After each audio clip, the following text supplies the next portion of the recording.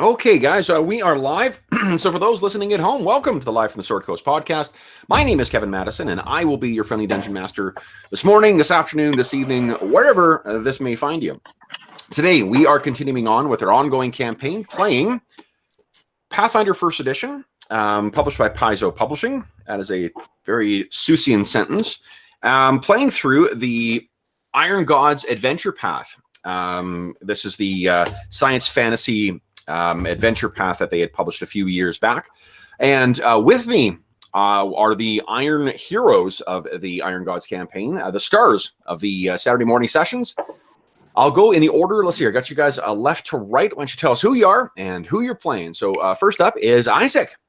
Holy crap, I'm on the opposite side today.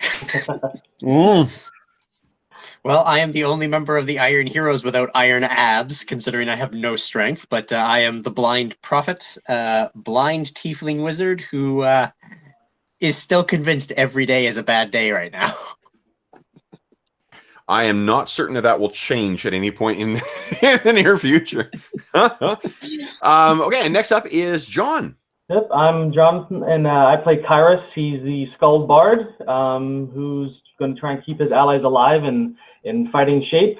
And as far as he's concerned, every day may be bad, but every night is better. Nice.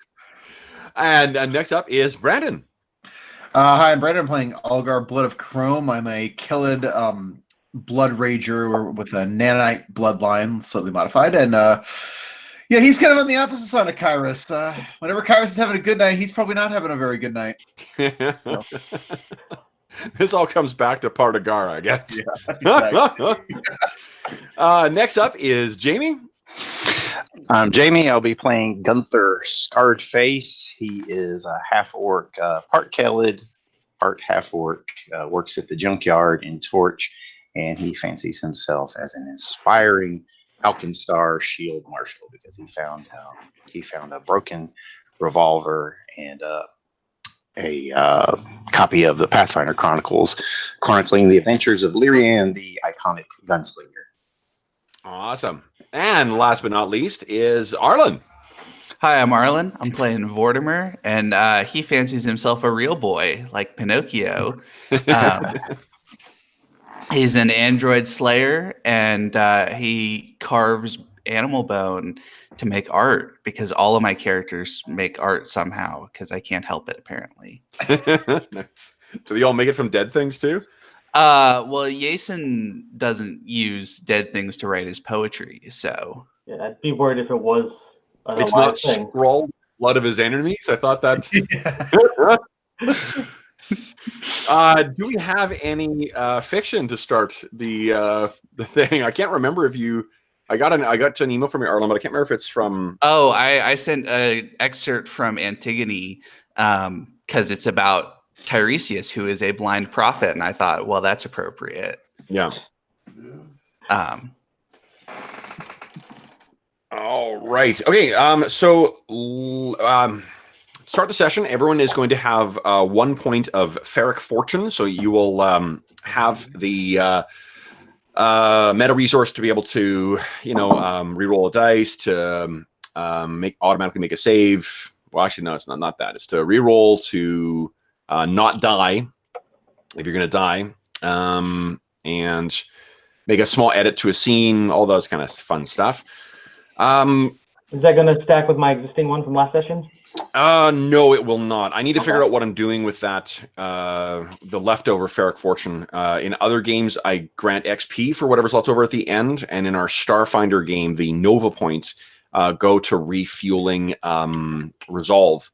But I don't know what I'm going to do it in this game. So for now...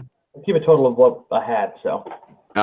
you will be getting the really impressive fraction of Jack/squat for it. Okay. So, okay. So what do you guys recall about last session? There was a hole. There was a hole. We didn't quite get our asses kicked, but we didn't really kick ass either. So We didn't explode. we didn't explode, which was good. We went into the hole. We Beowulfed it through the underwater passage, and we came up. and fought the Salgrind. Yeah. There was, that's I right. almost got eaten by mange. Almost got eaten by mange. We rescued mange. We got back out.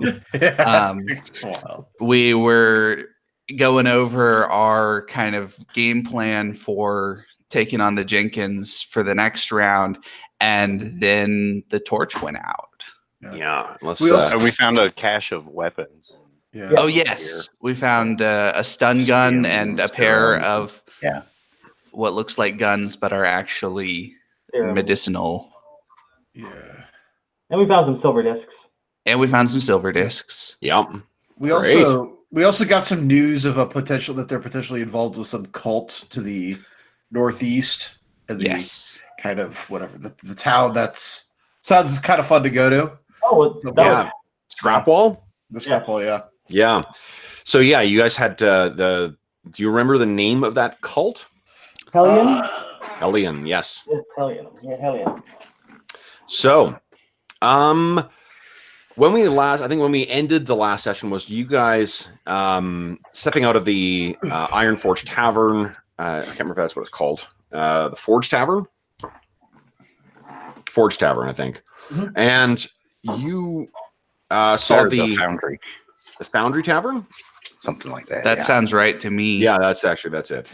So you stepped out of the Foundry Tavern, and the ever-present violet glow of the torch that gives this town its name flickered and then finally went out. So why don't we pick up there with you guys are all I'm guessing standing around kind of, obviously EP can't see anything, but the lot of you are, I guess, standing around a bit agape, like waiting for it to start up again. What are you guys, what's going through your characters' minds at this point? Well, Oh my god, that can't be good. That giant flame is gone. My character would probably just look up and go, "Oh shit." I'm probably thinking it was probably time to move on anyway. I've lived here my whole life. This is bad. Mm-hmm. That can't be good. Okay. So you guys are still standing there, kind of, trying to sort out what's happened when the door to the Foundry Tavern goes flying open, and out runs Connor Bain, played in the film version of our campaign by Hugo Weaving, because Liam Neeson is a racist. Yeah, I've had this. The only reason you got the job, Hugo. I've always pictured Liam Neeson in it. Got to talk about a racist murder spree just before we start the game. Thanks, Liam. So anyway, you guys, so he comes running out and says, starts. Let me think here. Where's the Foundry Tavern? Oh, on the map. The Foundry Tavern is located. Oh boy, Right there. I can ping it. Nope, I'm on the wrong screen for that. it is right. Let's see here. Right in the middle of town here, right over here. So he comes running out and says, "The palace. We need to check the palace." And he starts sprinting off the direction of the bridge over here. You guys all know that, of course, he means the Crowfoot Palace, the mechanical structure that he's kind of put together, or contraption that he's put together to. That's weird. Are any of you guys watching this stream as well? I am. I'm not. Okay. No. Have you had any? Okay, so mine, it keeps going to an error. I can see it right now, but then it's going error. But you're able to see the stream. It looks fine for me. I've got it muted so that I don't get the double sound. Oh yeah, for sure. No, that's fine. As long as then it's something on my end. That's I just want to make sure that the stream is actually going, not fucking fritzing out. Okay, so he goes racing off in in the direction of the bridge to check on the apparatus that purifies the town's water. As his apprentice, I follow. Okay, so you're running along after. What about the rest of you guys? I'm after, yeah, immediately. Algar has an idea. He's gonna. I'd like to go up to like the part. If I'd like to try to see if I can get it to the top of the torch. Sure, yeah, absolutely. Yeah. I mean, there is a road that leads all the way up there, and that's where the like the smiths who work sky metals, they have a whole process that brings it up there, and then there's everyone has effectively like mobile forges that they set up, because the way that for any of you guys who worked around it, the torch will at times flare up and suddenly get like a lot hotter. It's for some inexplainable reason, the first like 7 feet up, it's safe to work around the torch without getting vaporized, but then every now and then it'll flare up, and then it will not be safe in that first zone anymore. So what they have to do is set up forges that are basically there, but then as soon as they start seeing it flicker, they have to pull everything back, and it flares up, and then when it goes back down again, they move the forges back up. So there's a whole deal that goes on at the top of the Black Hill. Algar, you can absolutely make your way up there. What about Kyrus and Gunther and Vortimer? Gunther follows along, follows Connor, because he knows he's out of his realm with this, and he wants to follow the smart people that know how to fix these kind of things. But he knows that the ever-present torch going out is bad. It's never happened. So sure. I'm heading after Connor too. I'm going after Connor because if the torch is malfunctioning, I don't want to be anywhere near it. Okay. So. I think Vortimer's gonna. I picture him with a sort of long step, lanky run, kind of, and he's gonna race off towards the Crowfoot Palace because he doesn't feel fatigue or anything, so he might as well run as fast as he can all the time. Sure. I just made my save against making a Blade Runner reference. Okay, so James Dunn, quick reference. So you it's a matter of about, I think, Vortimer, you probably get there first. And you can hear, like, as you come running up to this giant structure, and the way, again, I pictured is, imagine like a combination of steampunky kind of apparatus with weird, like, 50s sci-fi elements in there mixed in, all in the rough shape of like a barn. If you think of like Doc Brown's lab in Back to the Future 3, you're part of the way there, and then you would add more, sci-fi elements to it. So it's chugging away still, and it is not a cohesive structure either. This is something that has been kludged together from a variety of different technologies and available components and whatnot. And by the time Vortimer, you get there and you're looking around, it still is chugging away, making its noise. There's a large tube that's heading down into or some kind of like culvert or something that goes down into the lake there as well. And sec here, and then you die. No, the weeping pond.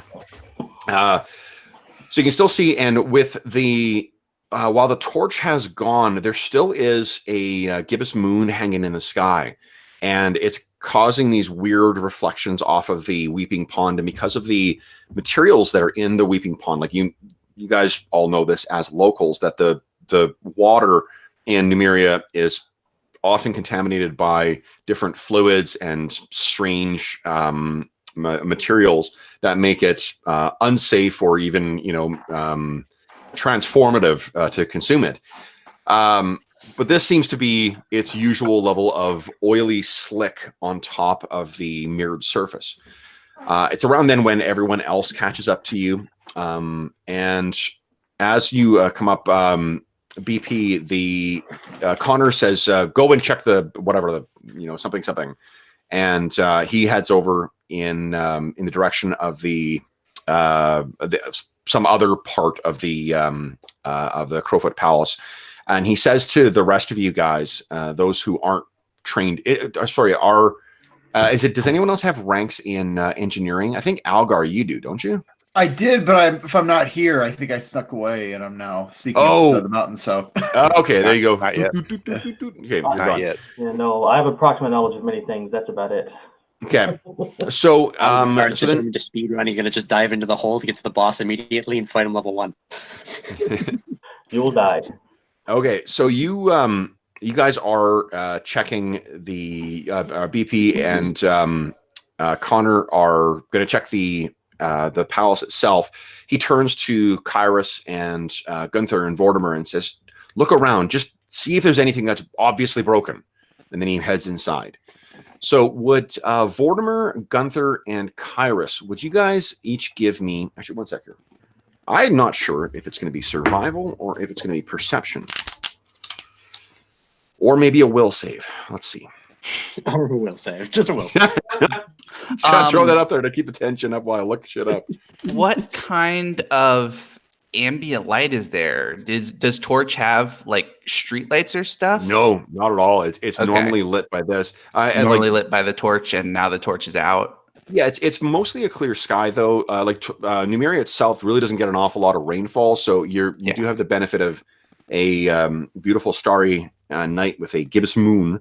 But the it's certainly a lot less light than what you're used to in Torch. Yeah. If it's dark enough that I'll have trouble seeing because I don't have dark vision, I'll cast dancing lights to help myself pick up stuff. I swear to God, I heard I'll just tap dancing lights. It sounded like that. I know you didn't say that, but that's what my mind processed this morning. Yeah, Button lights, click, click, click, click. That would be a cool new spell. yeah. It really would be.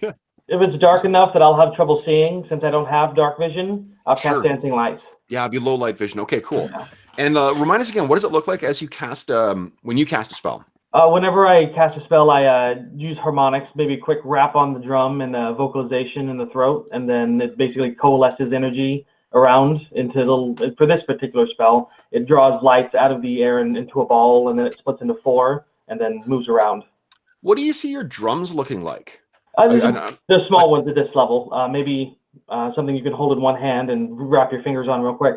There's like a bongo? Something like that. Yep. Eventually I'll get bigger ones when I have more strength. Okay. Lugging around taiko drums. It's got to get a hireling.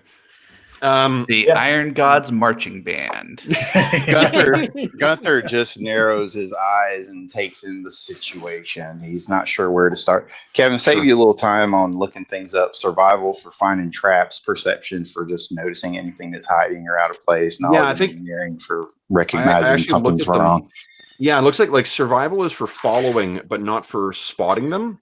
So I think you need perception to spot them, and then you need to follow them. Survival. Mm-hmm. All right. So why don't you guys give me perception check, please? Perception. And no modifier for the weather conditions. Whoa! Hell Vortimer. yeah. Holy smokes! I see nothing. Well, I have plus 10 to perception, so that's will only a roll of a 10. Yep. Holy cow, you took a skill focus then. Whoa! Gunther one-ups you. I know. Can't All right. you believe it?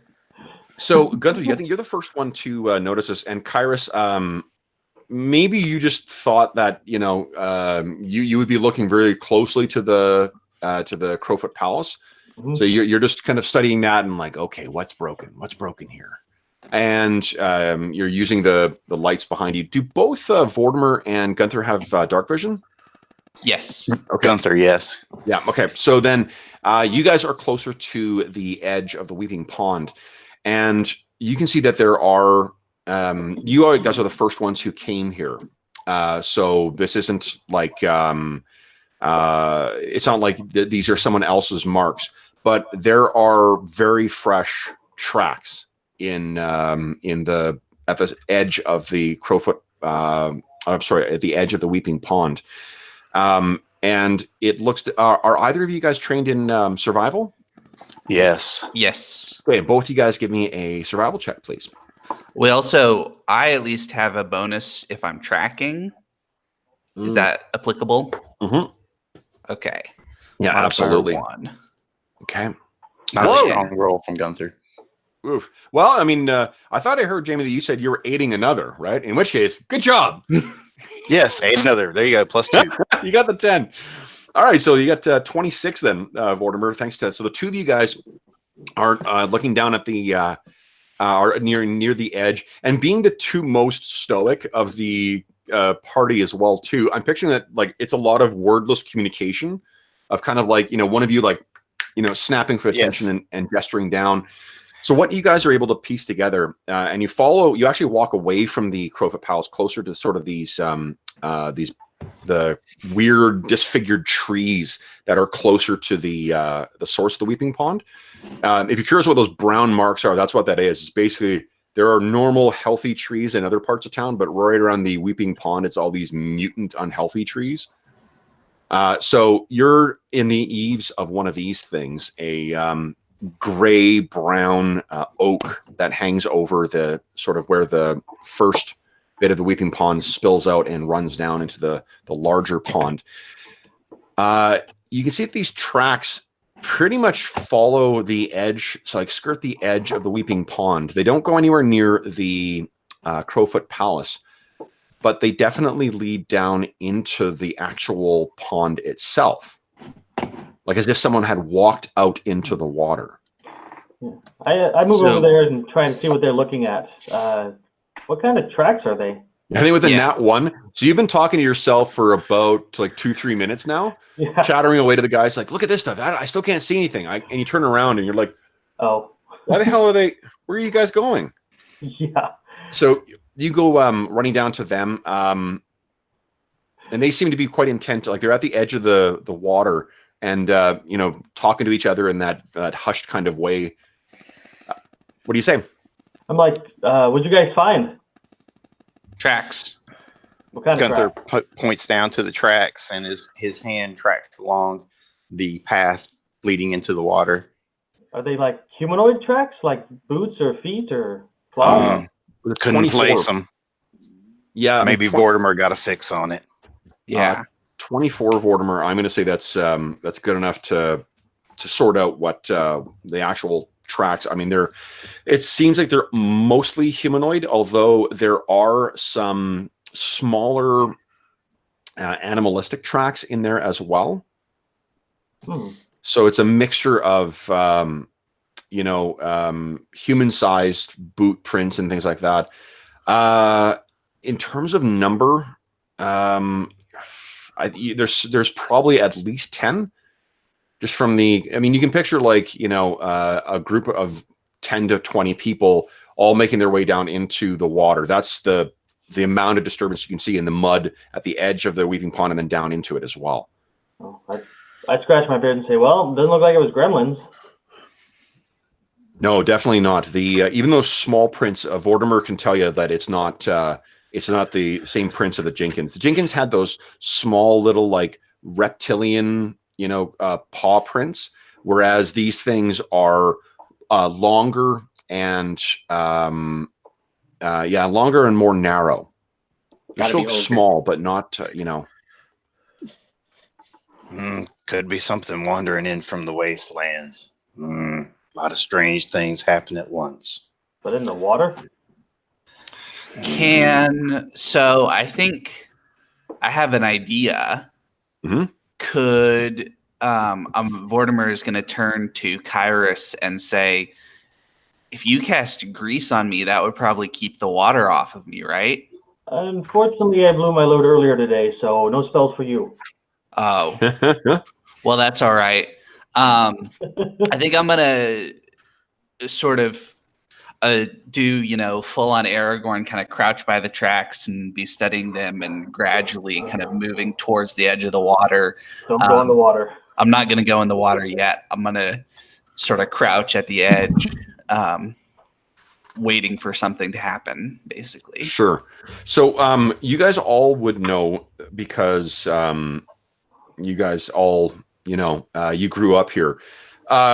Nobody swims in this. No one goes into this water. Like this water is the Crowfoot Palace does a good job of making it so that the water can be drank. It's potable, but no one swims in there because it will make you really sick. Like mechanics wise, you have to make a fort save and then you become sickened. as a result of it. Now, I Yeah, don't. only the fluid heads are good in that stuff. I'm not going near it. Yeah, and it stinks as well too. Like I imagine it's got a real chemically kind of, antifreeze meets kind of, gasoline scent to it. So Vortimer, you study it, and apart from this being obviously fairly fresh tracks, there's not really much else you can gain from just looking at them. It's around then when you hear Connor has walked out of the Crowfoot Palace, and he says, "Hey, what are you doing?" Connor, we've got tracks here. I think there's about 10 somethings that walked into the water right about here, and I'm going to sort of gesture down to the tracks and to the spot where they entered. So you guys, I think at BP, you'll have come out of the what you were working on as well. So the Connor comes over, and I'm just seeing what spells he has, and he casts Fireball on you. No. Fireball on me? Whoa. Let's get a good look at this. So he comes over and looks, studies these tracks, and you can tell from the expression on his face that he's not, he's not happy. It's Hugo Weaving's face, so it's difficult to tell when he's happy. Mm-hmm. But he's definitely not, he says and his eyes are sort of, moving back and forth, and you can see he's processing, the information, trying to figure out what to do here. And he says, "Wait here. I need to call the council." And he heads off. And unless there's anything else you guys want to specifically do, we'll skip forward in time a bit. Yeah. Just make note that Gunther does, when they have the track, he does want to pay attention to where it came from, which direction, where it points to. Sure.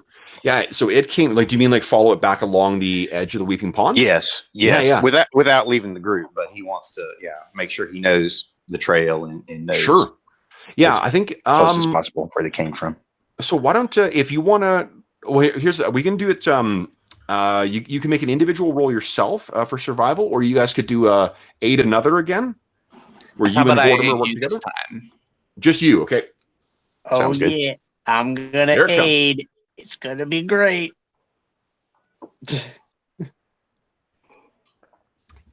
No way for you. Yeah, BP, you can't see, so there's. All right. So that'll give it 20. Gunther. That'll give it modified 20 then with the +2. Okay, with Vortimer. All right, so yeah, what you can see is that it definitely sort of tracked along the edge of the these trees here, and Vortimer, being, I think you've got certainly experience stalking and hunting. If you were wanting to sort of stay out of the sight, out of obvious sight, this is a bit of a raised prominence here too. So it's as if they tried to, whoever this was that went along there, they did their best to try and stay as inconspicuous as they could. The tracks, you rolled well enough, so the tracks actually disappear right up onto the main road, the road that leads up to the peak of the Black Hill. Can we get a sense of how fast they were moving from the tracks? Not with a roll that, it's difficult because, I think to do that, you would have to see how far spaced they are. Mm-hmm. And because of, I'm going to interpret that roll as just saying, because of how many there are, it's that they're a rough approximation how many there are, how big these people are, but you can't really tell whether they were sprinting or moving slowly. Okay. I think what you can tell is that those smaller, narrower tracks that I mentioned, those are definitely from something with a shallower stride, I guess. So it's something probably closer to the size of a gnome or a halfling, rather than a human or elf. Okay. Yeah, Gunther doesn't want to get too separated from Connor and the people who know what's going on, but he definitely makes mental notes of all these things. Sure. Anybody else want to do anything? Dipping my thumb around the edges of the footprints and whatnot. Can I make like a 3-dimensional picture in my head of it and attempt No. to No. possibly gauge a knowledge check? No, you're blind. No.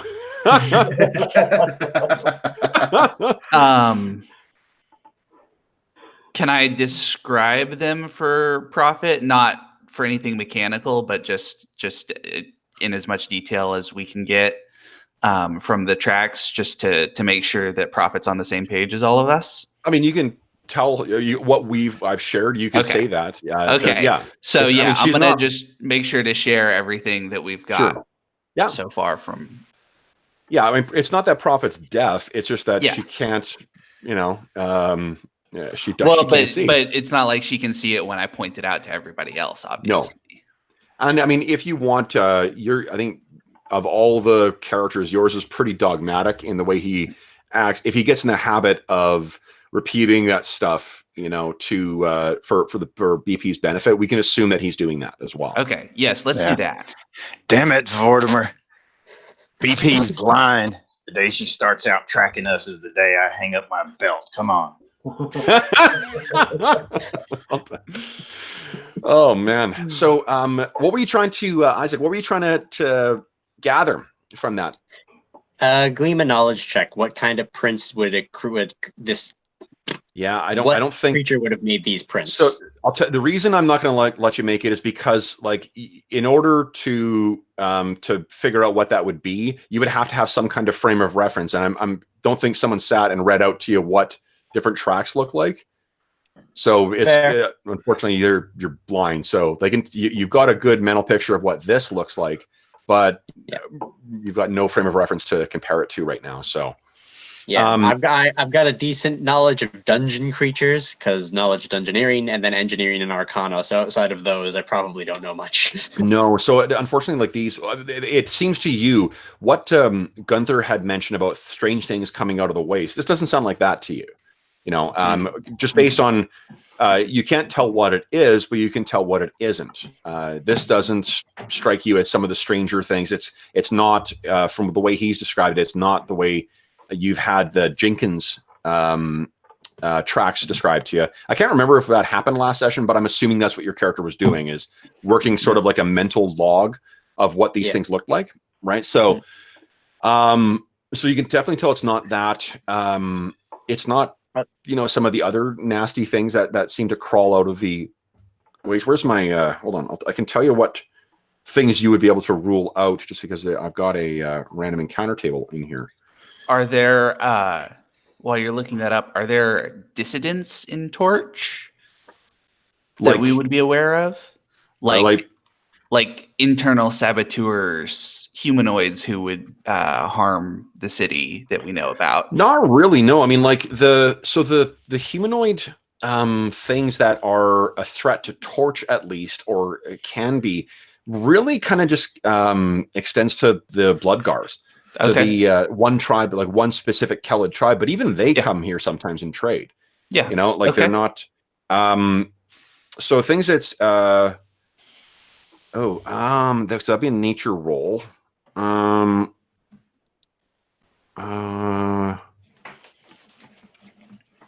there is a gang in town.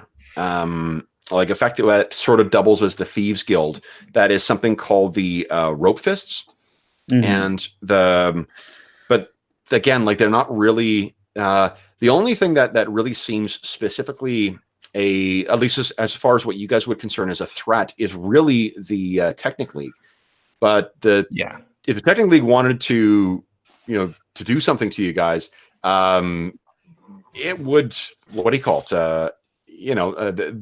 They would show up with their, robots and their spells and raise this place to the ground. Yeah, it would be like Terrans raiding a Zerg force, just done. Yeah, it's not. This is not their thing. Won't be the technically. They depend too much on the taxes from Torch. They want to keep this place going as much as we do. Something else. Nuclear launch detected. Well, that What was the is- technically. Guys, what's the knowledge skill for humanoids? Is that local? It is local. Is local? Yes. Okay. Oh, I have training in knowledge local. Yeah. BP, are you trained in local yet? Nah, but I still got a +4. Okay. No, but unfortunately, you need to have a rank in it. Vortimer, go ahead and give me a knowledge local check. Yeah. Well, bardic knowledge would work, right?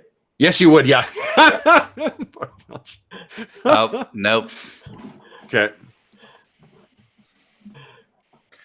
Need more skill points. Yeah. Need to not roll a 2. That would help too. Yeah. Fuck. We had our final Innistrad Pathfinder session last night, and once again, I kept rolling fucking 1s and 3s with the big bad. So I saw. yeah, it's fucking terrible. Did you? Oh, so Kairos, was that Bust. your? Yeah. Yeah. That was your bardic knowledge. Yeah. Okay. I think it's very high. Yeah. So you know what? Like, there's another one thing that you've heard about. So, like a lot of Golarion, other parts of Golarion, you know that there are hidden depths beneath the surface of the land. You know that I can't remember. It's not called the Underdark. What is it called in Golarion? The Darklands, I think. Darklands, the yeah. Darklands, yes. Right. Okay, that's I much still better. call them the Underdark. So. Yeah. It's okay. And it's divided up into different stratas, so the Mhm. deeper you go, the stranger and bigger things get. Okay. So, what you know is, and I don't think you guys have any extensive knowledge of the actual like specifics of the Darklands and what might be down there. But what you do know is that there are parts of Numeria, no doubt, a consequence of the fall of stars or the rain of stars, that there are places that have been, for centuries, if not millennia, punctured through into those, exposing the lands to things that would normally only be found miles underground. Things that require a dungeoneering check. Yeah, but one thing that does not is there. About 15 years ago, there was a clan of some kind of there was a problem with something stealing from people. Like a community like Torch, people don't steal from each other really, or at least if you do, you know who it is. If the rope fists have decided they're taking your shit, then and you don't have any sway or whatever else, well, I guess they're taking your stuff. But there was a series of murders and robberies about 15 years ago, and while only one of the culprits was killed before the rest of them were driven off, it was this really bizarre creature that seemed to be like a human, but much wiry, completely bald, and with jet black skin. It wasn't a drow, like it wasn't an elf or anything like that. And they had this like white opaque eyes as well. Those things, because that event kind of led to the, you be good and go to bed or the skulks will get you kind of thing. And so that's what I think you think, all right, these tracks, they're not barefoot, because that's the thing that was terrifying about the season of the skulks, was that in the middle of winter they were still leaving bare footprints for behind for where they had struck. So for sure that that's not skulks. Other than that, I went through the list of all the things that are kind of found in the region, and nothing else kind of registers. That also speaks to just like how fucked up the stuff is that lurks in this region. Is that they don't wear boots, they don't walk in, they don't leave tracks like that. So Yeah. Anyone? I'm sorry. Does anyone have training in knowledge nature? Nope. Bardic knowledge. Bardic knowledge. Give me another bardic knowledge check as well, will you? Oh, I know something about nature. Hot damn. Okay, so the one other thing you notice is there are some of those smaller tracks. You look at them, and you know what? There is a really weird kind of creature here that I think is. I'm going to quickly look it up because I can't remember if it is a marsupial or not. Because clearly that's the thing that's going to make the fiction better, is whether or not this thing has a pouch. I mean, if Well, they can it- find a gun in there. Never let it be said that I don't pay attention to the important stuff, guys. It gives us some idea. We can trace the tectonic movement of Galarian based on where the marsupials are. Exactly. You thought you guys were signing up for science fiction? No way. We're doing tectonic movement. We got to have some science in our fiction. Yes. Exactly. Exactly. Good play. That's funny. You get a point of Ferric fortune for that. Excellent. Well done. Easily, yeah. Amusing your easily amused DM. That usually gets a point of Ferric fortune. Okay, hold on. I just got to find the name of the damn thing. Because there is a specific type of creature that is located in Numeria. It's something that is not found in other regions. That was worthy of the one-liner thread on the Paizo forum. I'll just put that out there. What's that? That was worthy of the one-liner thread on the Paizo forum. Oh, Catalog the one line that made the whole table laugh. It should be added. nice. Oh God, it is a marsupial. Holy smokes! I know you guys are so thrilled. What it is this really unusual. The reason I wanted to look it up is because it's something with your knowledge too. This is one of those things where I mean, I guess this would probably happen quite a bit in Galarian, but it doesn't make sense. Like, there's no progenitors, there's no reason where this creature came from. It's no doubt a survivor of the fall. It's something called a thylacine. Ooh. Yeah, and it's basically, this is what it looks like. Ooh. Oh, he's an ugly little sucker. Are Yeah. they native to this Uh, area? They inhabit this area, the thylacines. They're small too, like they're only the size of like a mid-sized dog. Okay. So So they're not half a huge. mange. So what was that? So half a mange. Got it. Half a mange, yeah, exactly. In real life, they are extinct. Yeah. Last in Australia, Hmm. they're dogs with large jaws. Mm-hmm. And pouches. Tasmanian tigers, yes. Yeah. So you actually recognize these tracks, Kairos, for whatever reason. Like, one of the grab bag little bits of knowledge you got. There's like, look at the positioning of the pads in the paw. This is a thylacine, and it looks like there's a few of them. Hmm.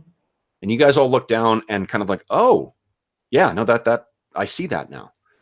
And those of you I see who, that. yeah. So what are you guys? Is there anything else you guys want to do before you head out? What? I don't know. Are we even allowed into hearing the elders talking, or is like that a private matter and we're going to be kicked out anyway? It would probably be I think they'll have a closed session followed by, like, if you think of, every scene in every film where like a town is pissed off about something, that's what we're going to be seeing is like the town council up. It's, I saw Jaws recently again. So like they're going to be up on a podium, and there's going to be a hall full of people who are shouting. And they're going to be like, one at a time. We're going to be addressing this kind of, that's what our next scene is going to be. Okay. You're gonna need a bigger Smith. Exactly. Gunther is our captain. What's his name? I know it's Robert Shaw who played him, but Quint, Captain Quint. Yeah. Okay. I should admit now that I have one of my white whales is using a boulet to reenact Jaws. So, and boulets are found in Numeria. Oh man. Okay. Bring it. Let's do it. And I'm going to fear any large open body of water. Yes. Well, this is a land shark, so I'm going to go to the water and keep myself no. safe. That's true. Algar, what was your plan on for doing for the evening too, while everyone else was going off doing their stuff? Yeah, I was heading up to the torch at the top because I wanted to see if there's a way in. So you get up there, and there's this. When you get up there, I mean, there's sort of like everyone has their stuff sort of secured for the evening, but you're not the only one who had this reaction of like, what the hell is going on? And there's sort of, you get up there in time to find a bunch of smiths, and not like, the entire group that would normally be working up here. There's probably about, actually, fuck it, a dice roll. Let's see how many. So leave it to the dice. There's 11 people, which is probably a mix of like smiths and their kids. It's clear that people came like either directly from their homes or whatever. And they're all sort of listlessly walking around like they're not quite sure what to do. There's someone whose like kid is getting close to the hole and they yell at them to like, get back from there. And they, get up and walk back. What are you doing? I look at that kid and I said, yes, get back. And I'm going to walk up. I'm going to look over the edge. Sure. Yeah. So you get to the edge and you look down. Give me a reflex save. No, I'm kidding. Easiest party kill ever. Do you touch that thing? So you get over to the end. It's so what you can hear is you have known this to be this roaring bright flame the entire time. I don't know if you ever really process that like, oh, this clearly comes from somewhere. It's just always been there and always bright, and it's painful to look directly into the thing. But now it's this gaping black hole, and you get to the edge of it, and it is so much less impressive than what it had been. The hole itself is probably about 10 feet across, so it's fairly large, and it just seems to it's as if it was like a naturally formed well. So you're able to get to the kind of the edge and look down, and you can hear the sound of like the passage of air. Like the kind you get if you get to like a storm drain or something like that. But there's nothing else you can hear. Okay. If I can do this surreptitiously, I would prefer to do so, but I would like to possibly drop a rock down there to see how far it goes. I don't know if there's gonna be a rock on top of here, but there'll be something that you can pick up. Yeah, something scrap like that. Yeah. That would be better, actually. Yeah, I want to see how far it goes down. Sure. Why don't you give me a is sleight of hand trained only or not? Sleight of hand, I think, is. Is it? Okay. Yeah. Well, I'll do it anyway. I don't care if anybody. No, I figured. Got the access by it, so yeah. You're not the most inconspicuous character. Yeah, exactly. Yeah, sleight of hand trained only. Okay, so you walk up and walk to the edge and toss something down, and you wait. And you wait. And you wait. Nothing. No, don't hear anything. You hear someone walks over, and it's one of the smiths from town. Because I think you like this a place the size of this, you probably all sort of you can at least recognize someone from being there. And he says, "Yeah, the boy tried that too." And he shakes his head. No idea how far it goes down. We've never had any reason to find it. What do you think happened? Sure, I shrug and would make a good weapon, though. Weapon, my ass. What are we going to do with? And he sort of gestures to the like piles of sky metal sitting around. What are we going to do? Learn to make clubs.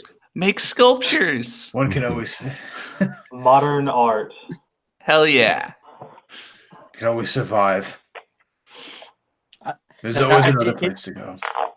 It occurred to me, most people are distracted by the flame going out. The entire council has gathered to figure out what's going on. How much looting is happening in Torch right now? Oh my god, it's too small of a community.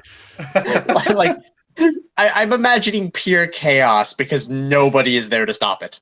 No, it's too small of a community to get away with that kind of like the looting works on the benefit of anonymity in a bigger city. Yeah. So it's not unless you're living in Vancouver, in which case when you loot, they catch you because they have your fucking picture. But at Silver Disc Hall, there's probably already a guy taking odds on whether it's going to come back, how long it's going to be. Like, totally, let's see what's going to happen. Yeah. That's where all the gambling is. That's another point of fair fortune too. That's great. Okay, so anything else you want to do on the hill before? The only thing I want to ask is, you wouldn't happen to know where to get some rope, would you? Like a lot of rope. Bad idea. Bad. He looks at you, looks down at the hole. He just shakes his head Not enough rope on and the walks line. away with his son. He wholly supports your plan. That's yeah. Would I know where to get a lot of rope? You probably could. Yeah, I mean, like you'd have to pay for it, but I mean, the fact that you did not, you didn't hear it even hit a surface down there. Yeah. Yeah. Plus, if it suddenly comes back on, there's nothing to bury. There's not even something to like spread in the wind. You're just vaporized. Okay, so then, unless you guys have anything else, then we're going to skip to, let's see here, to the next morning. And give me 1 sec here. I need to quickly find something. Hey, cool. Next morning, I heal a hit point. You do, yes. You guys will have a chance to naturally heal and to recover your spells and whatnot. If you want to swap out, for those of you... Do you not have a con score? You can heal by, I think, level plus con, right? Yep. Yeah, it's your level times your con bonus. So yeah, so for people that are unfamiliar with the skill system in Pathfinder, you can roll against most DCs that are only 10, which is like considered common knowledge, except in cases where you can't roll untrained, obviously.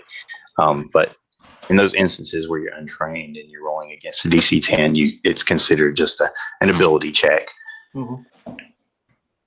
Okay. No, thanks for that. No problem. Yeah. Sorry, say that again? So if I thought that you have to be trained in order to make knowledge checks for anything. No, just Yeah, because specifically they're you have to be special. trained. Yeah, I was just explaining the common knowledge rolls because they're DC 10 you can usually roll against untrained, but like DCs that are higher, I see what you mean. That you can't roll. Yeah. That you can't roll untrained, you wouldn't be able to do without raising the skill. So, but for Basically, for push an low upper common limit knowledge, on like your ability to hit a number is basically if you're not trained, you're only allowed to hit a 10. Okay, got it. Okay. All right. So what I need you guys to do is, I'm going to make some rolls here. So first up for BP. Next for Kairos. Next for Algar. Next for Gunther. And finally for Vortimer. Vortimer, would you kindly give me a DC 12 fort save?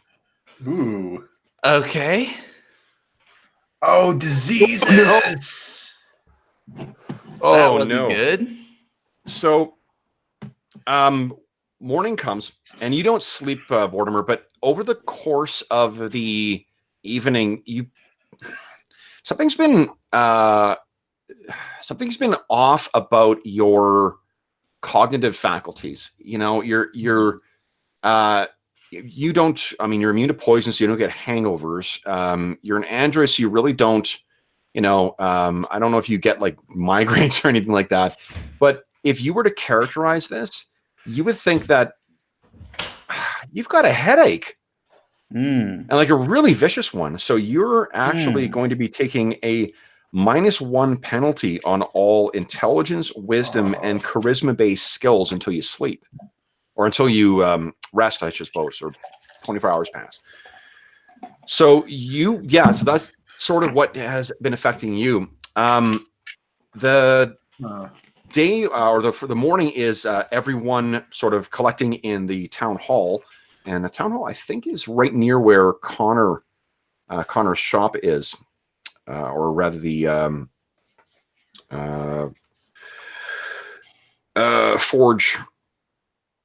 Foundry Tavern. Okay, Town Hall is 15. Nope, I was wrong again. So if Town Hall's right over here. So I have a question, because that was Vortimer, who's our android, right? Yep. Androids don't sleep. Yep. So how is he going to get that back? He just needs for time to pass. Yeah. Okay. Yeah. So What so you guys are all kind of getting together. Mange is hale and hearty, incidentally, right now. Ragnar is, I think, still convalescing at the Temple of Bry. So you guys had, before all this sort of stuff happened, you guys had been intending on getting supplies and going back to hit that nest of gremlins. I think you guys would have had a chance to talk it over, before you guys all split for the night. What is the plan there? Is the plan to still carry on with that plan, or have? Gunther wants to get a hold of a charge that he can put in it and potentially, kill off whatever's down there. Sure. But he wants to follow whatever's going on with Connor, whatever his advice is, because, like you said, he doesn't know what. Blind Prophet may have no charisma, but she does know that if that torch stays off, we don't have clean water, which is a significantly worse problem than gremlins. Mm-hmm. Yeah. As far as my character thinks, the torch is too big of a problem for us to fix at the moment, and we got to let the elders decide. So I still need to do something. So gremlins. Oh, so long as the Crowfoot Palace is functioning, they're going to have clean water. The problem is that the whole reason Torch exists is because of the sky metal industry here. Without the torch, that goes away. There's no reason for this community to exist. So let's see here. So I was checking. What was I checking? Oh, I got distracted by something. Damn it! I can't remember what I was looking at. So what is the thought here? You're gonna pursue this, try and carry on with your plan with the gremlins, or are you guys going to see what goes on at the town hall first? Town hall, if that's where. Yeah, town hall. Yeah. I would like to see what's going on with her. We can do shopping when everybody else is back at the shop. Sure. Yeah, that's true too. Yeah. Or we could do shopping while they're gone. No, I can't. Gunther makes note. Aren't you supposed to have left that behind, BP? I promised nothing. Okay, so the scene as you approach the town hall is that there's already a crowd outside as well too, and because a couple of you guys are quite big, I'm going to say you guys are able to sort of elbow your way into the meeting itself. But it's this, it's the scene of kind of agitated panic that you would expect. There's a lot of pissed off and upset smiths and families of smiths and stuff like that are in here. Everyone's like, and the town, you can see that Connor is up on there as well. Dolga Fredert is up there. Joram Kite is up there. There's a woman named Sarantha Olendir, who is one of the kind of not aristocracy, but one of the wealthier merchants in town, and Baslundi Otterby, who is the father, I think, of Emilia Otterby, of your buddy. What's his name? Gerald Sonder. Gerald Sonder. His sweetie. That's her parent. So they're up there, and Dolga is the one who's trying to take charge here, because again, Dolga is. Let's maybe move over to the NPC chart here so we can keep track of who's who here. So yeah, Dolga is the no-nonsense dwarf who you can see on the thing there, and she's like, "All right, this is not helping anyone. Just one at a time. We don't know what's happened. We don't know what caused it to go out, but we're going to be doing something." And you hear someone shout from the crowd, "We heard there's someone in the pond!" And and they put up, "We understand. We've had a look. It seems that there is some kind of passage at the base of the pond that leads under the hill. And we're hiring someone to investigate this. There is an adventuring group that we have retained. They will be investigating it." And that doesn't seem to really mollify the crowd whatsoever. Everyone's still, what are you guys doing while this is all going on? I'm wondering. Well, I cast Death Watch because I need to find people. Okay. And I'm wondering who the venturing group is. I'm like, yeah, I'm too. I think Vortimer might, rather than going to the town hall, might swing by the Temple of Bree first to see if Joram Kite can help him out with this headache. Okay. So you get by there, and there's like an acolyte or two that was in there. There's Ragnar. There's those androids who are like the ones who were the most severely injured who are still recovering. And when you come in, Ragnar kind of looks up like, "Hey, you're friends with Algar." I'm friends with everyone. Are you really? His eye kind of like, he's again that kind of burly half orc. His eyes closed. It's like, Algar though. What's going on? Something's up with the torch. Well, something's out with the torch, from what I hear. What's happening? Well, like you said, it's out. Fucking androids. Is Algar around? Because he's been stuck basically with like acolytes and androids and is having these weird conversations with them for 2 days now. The light is out. Yes, I know that. Do you know why? The light is out. Yeah. I don't know. Algar isn't here. When you see him or you see Gunther, tell him to get over here. I will do that. All right. Well, what are you here for anyway? Is Joram Kite around? No, he's gone to that meeting. Oh. Okay. Are you turning and leave? Yeah, just leave. So you hear him again. Fucking androids. Okay, processing. Okay. So the rest of you guys, what are Kairos? I'm sorry, what were you doing again? I was just looking around, wondering who the adventure party was, and if that was us, and they just volunteered us to do something. Yeah. No. So what you can see is there is a group of you. I think if you guys, you can determine for yourself whether or not your characters would have spotted them or not. But they were at the Foundry Tavern last night, and it's a group of 4 halflings. Oh, this is not going to go well. So they seem they're equipped like what you would expect. There's like a fighter type, there's a priest type, there's someone with a robe. It's your archetypical adventuring group, and they're standing off kind of like on the ground, that lower from where the town council podium is, or the panel is. And that seems to be what the plan is they've hired these guys. Joram will be casting breathe water on them so they can access this submerged tunnel and to see what the hell what it leads to. So that is the plan.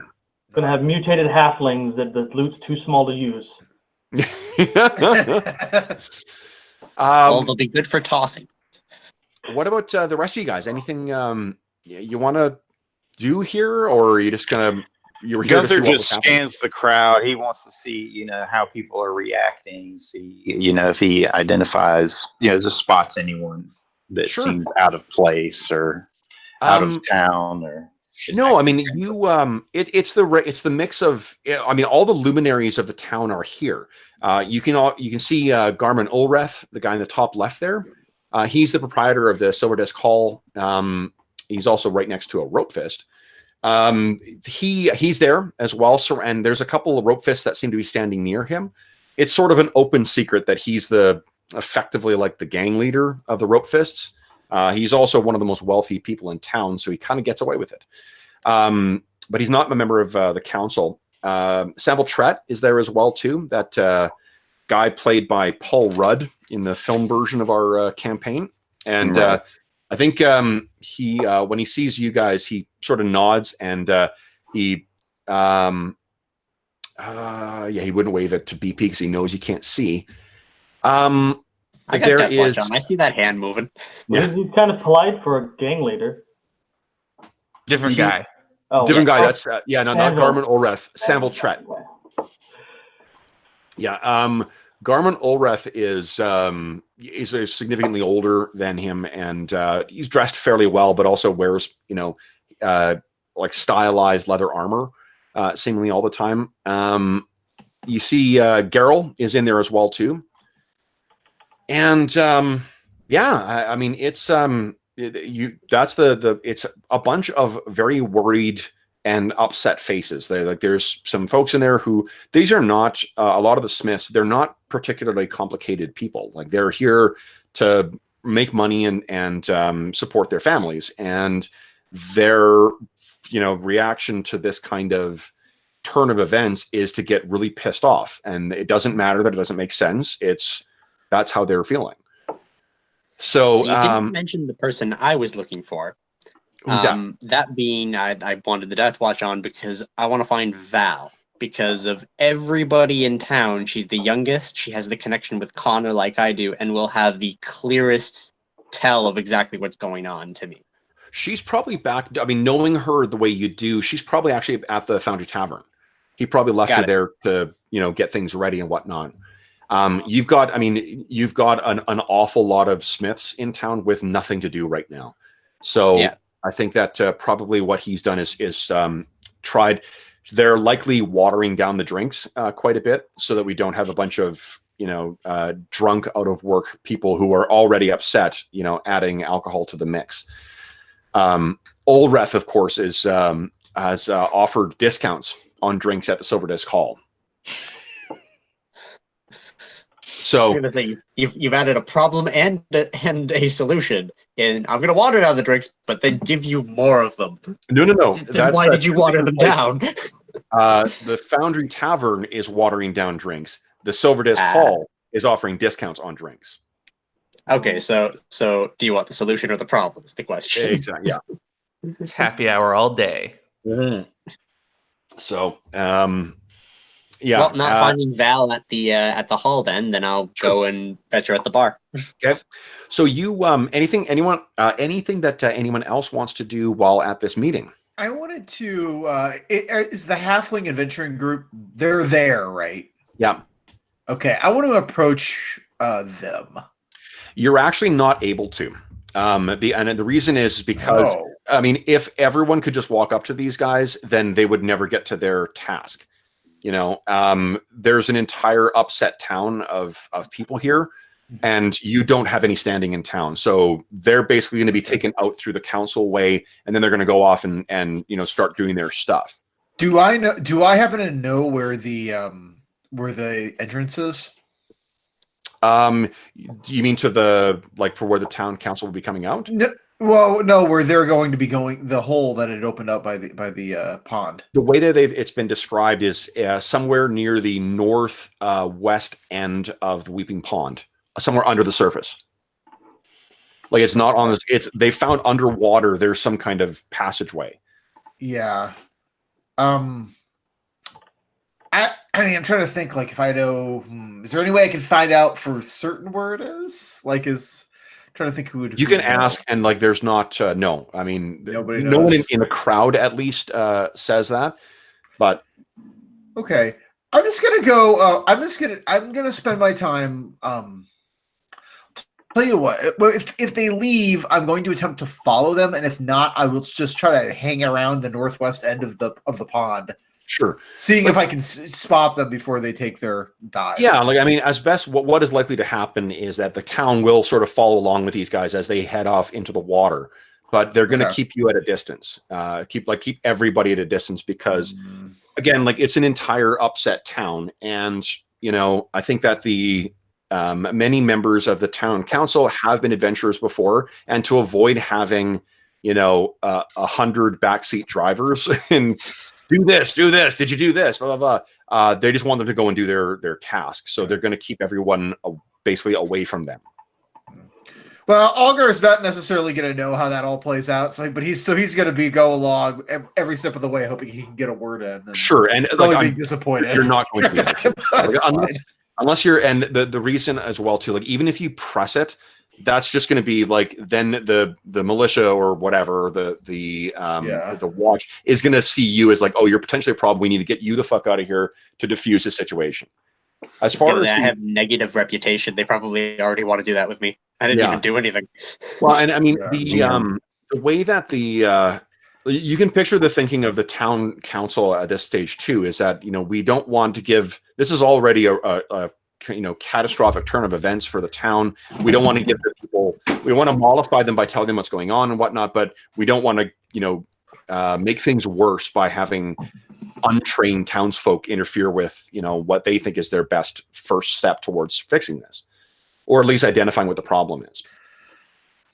So, we'll cut maybe then to the Foundry Tavern where Prophet will, you walk in and you can see Val is sort of busy in the tavern getting everything ready. Let's go over to that map. Boom.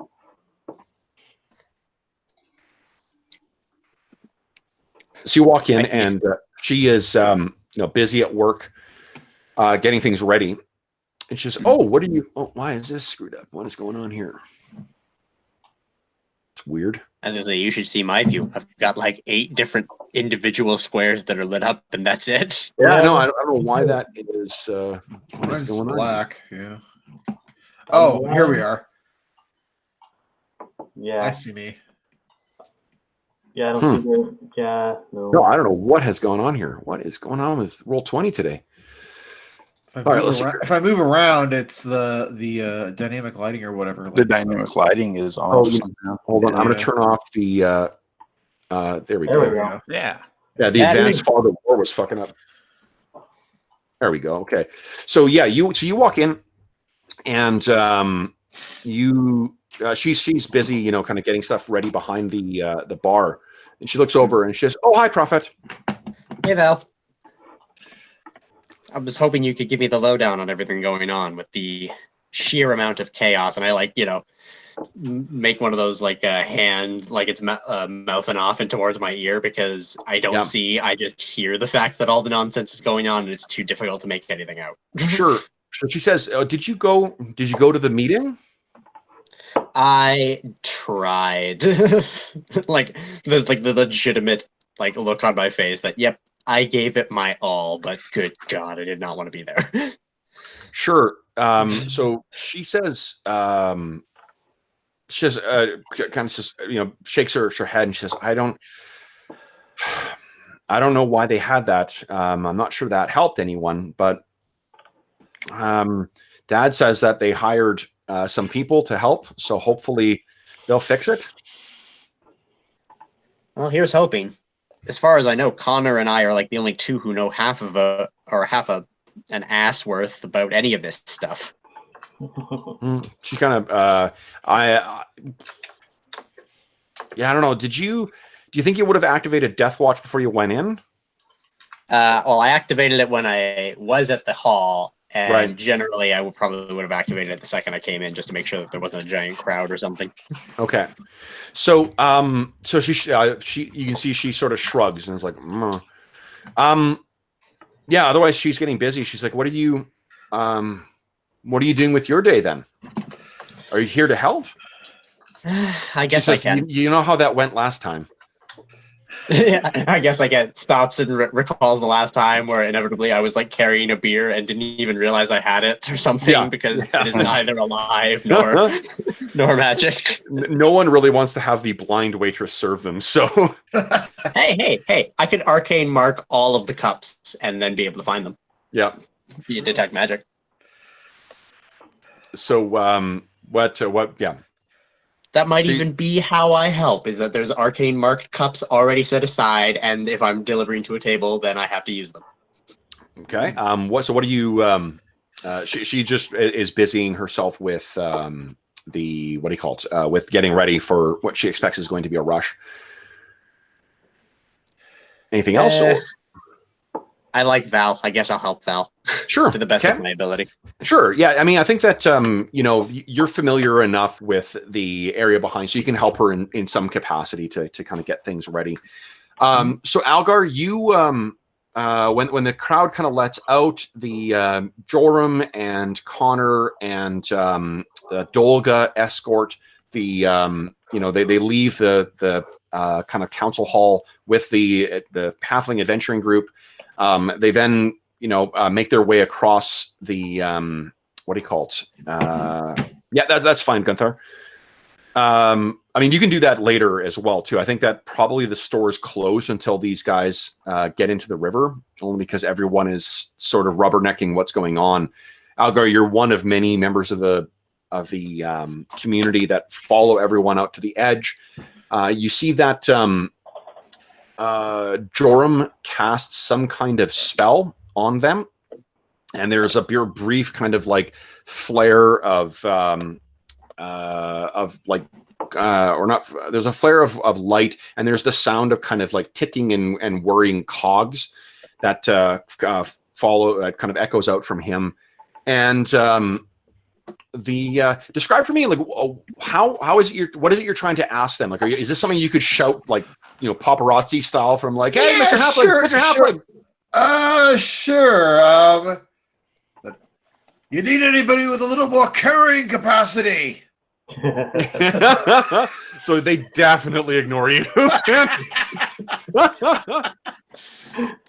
So you guys all see them. They make their way to the edge. They talk to each other, a bit, and then to strategize, they talk to the town council members who are there, Connor, Joram, and Dolga, and then they turn and sink down into the pond. I think anyone who has grown up there's probably been a point.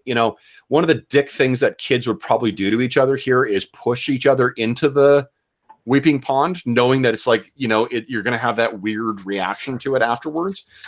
So you can all sort of picture like, oh God, like it's the last thing. Imagine like the runoff that's underneath an oil change. That's kind of what they're, that they're lowering themselves down into.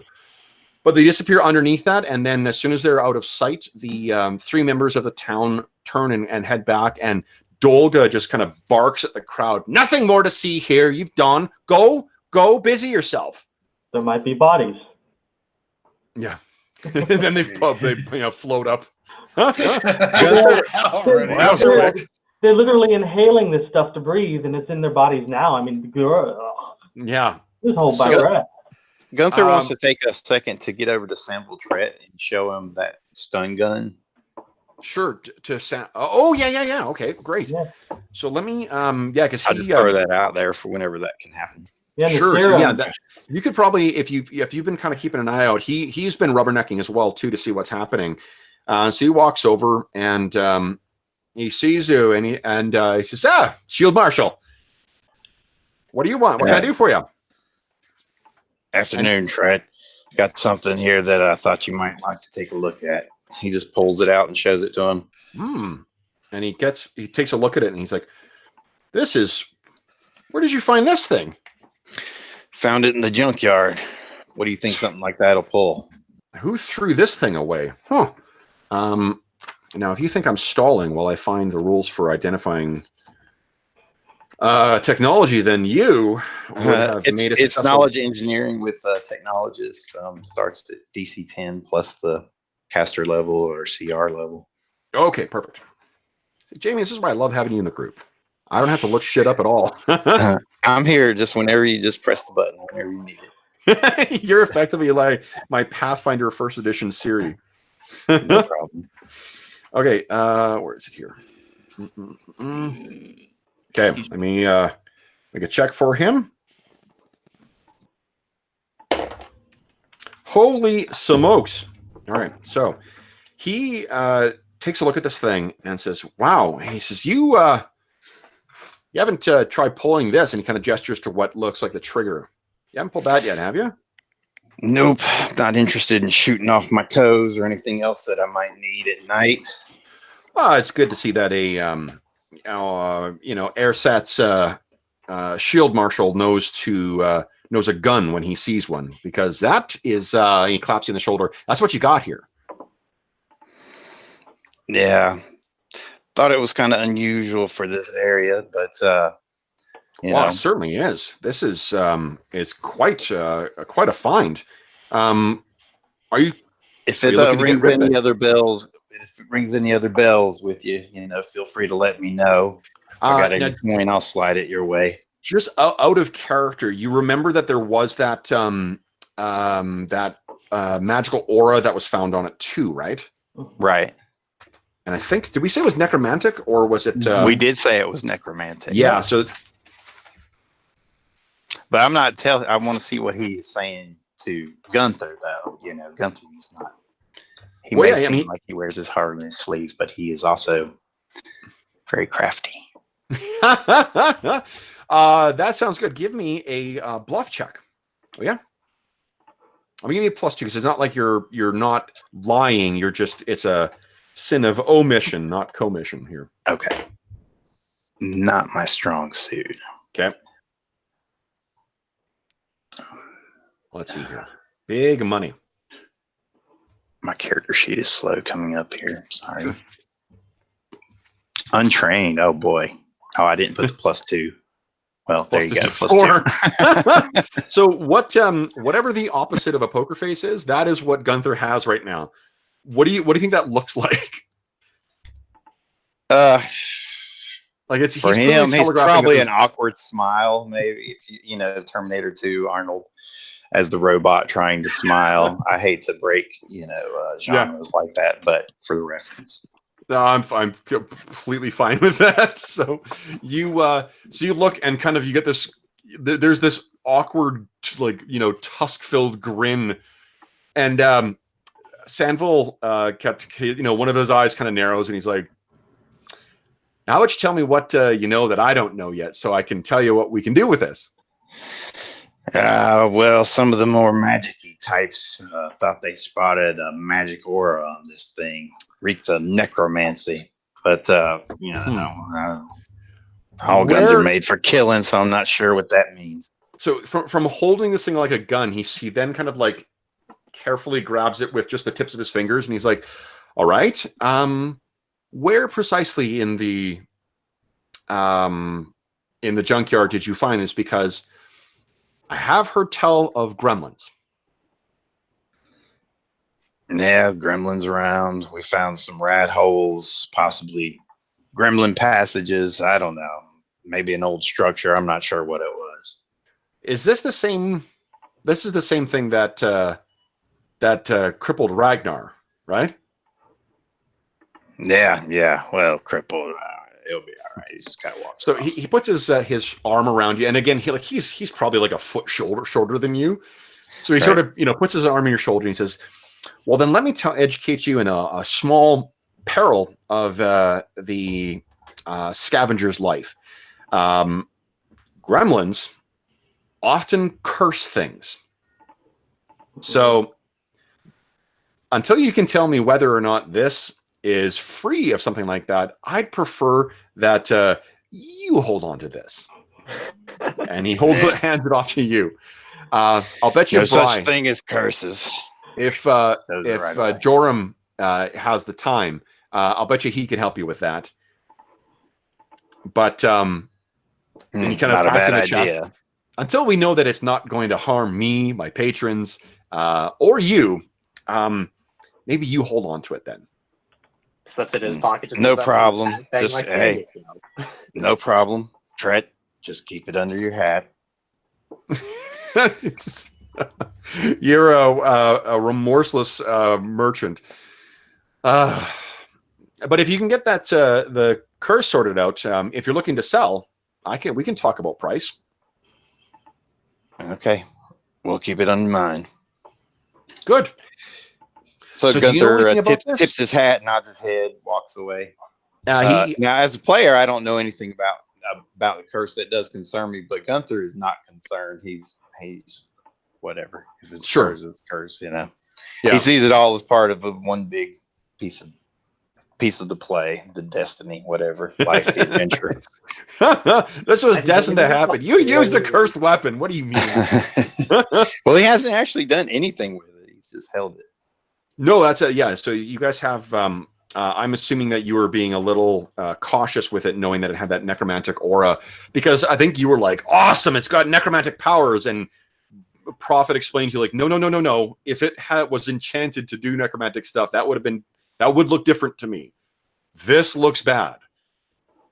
So I'm assuming that Prophet has helped you understand the nature of the enchantment on this. That it's not like, "Hey, this does necromantic damage." It's more like, no, there's some kind of necromantic spell in there if it was a enchanted, weapon, it would have a different aura on it.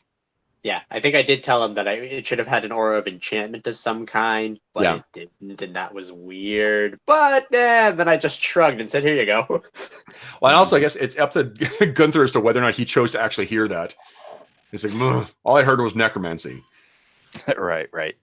Okay, so then what else do you guys want to do with your day? Your day now, the crowd is sort of spreading out, and everyone is heading on their way. I'd like to look into that rope thing. Sure. Yeah, you can absolutely buy some rope. Let's see. See how much rope I can actually buy. How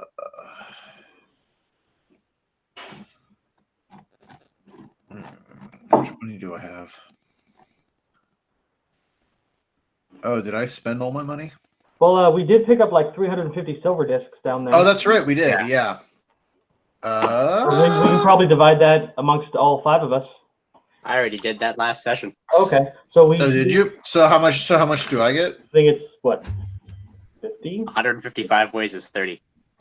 You know what, guys? We're at the halfway mark right now. Why don't we take our bio break now, refresh beverages and whatnot, and then come back in 5 minutes, and we will carry on with commerce. Okay. That's good. Let's see. So we had a 350, right? Divide that by 5. That's what? 7. Yeah, 350 would be 70. Yeah, my brain is slow this morning. I did too much work on AutoCAD last night designing retaining walls for my wife, and my brain is Okay, so if I recall correctly, what is a silver disc worth 1 gold or more? They're a platinum. Oh, that's holy cow! Wait, Yeah. Charged or uncharged? Uncharged is 1 platinum. Charged is something ridiculous. So that's like 700 gold pieces. Wow. Okay. That's cool. Alrighty, so that's effectively what I got. Let me add it to my list. I would have bought so many spells, but then I was like, nah. I don't need to go in with 4 million spells. I would have, there's this other game I'm getting prepared for Tyrant's Grasp. We're going to run eventually. Yeah. And I've created a character that is pretty cool. I'm making use of the Barbarian Rage Power Spring Rage, which ignores age penalties.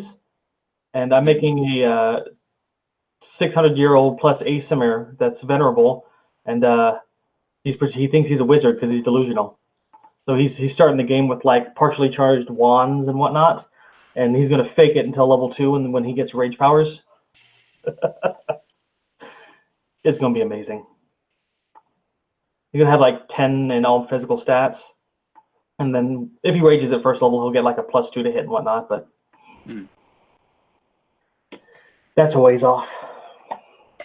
I got to have a ton of fun in my Starfinder game on Wednesday because, oh boy, traps that do 156 damage.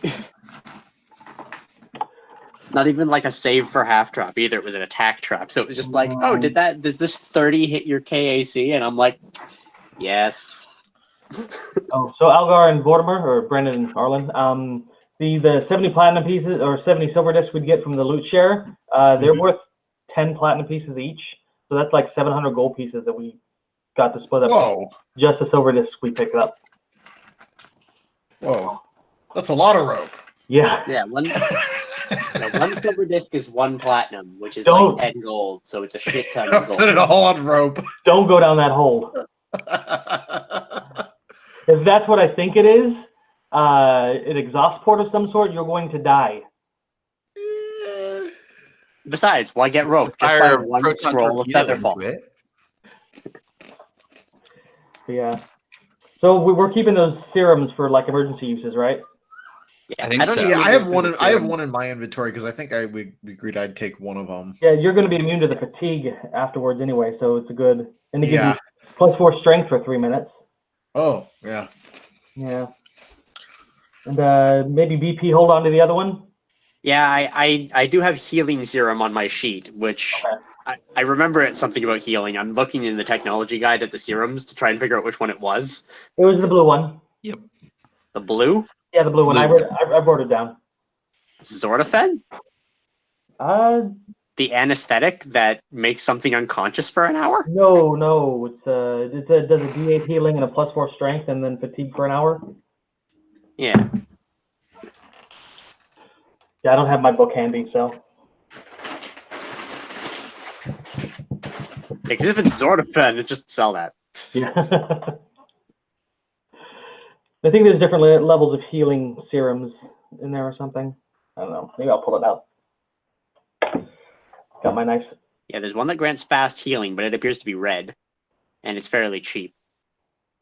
Nah, I don't think that's the one.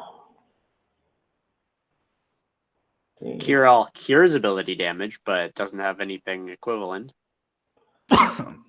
Excuse me. Okay, tech guide. Here we go. Equipment, pharmaceuticals. Oh, yeah. Let's see. Yeah, they all have weird names because they're named after actual drugs or made up drugs, depending.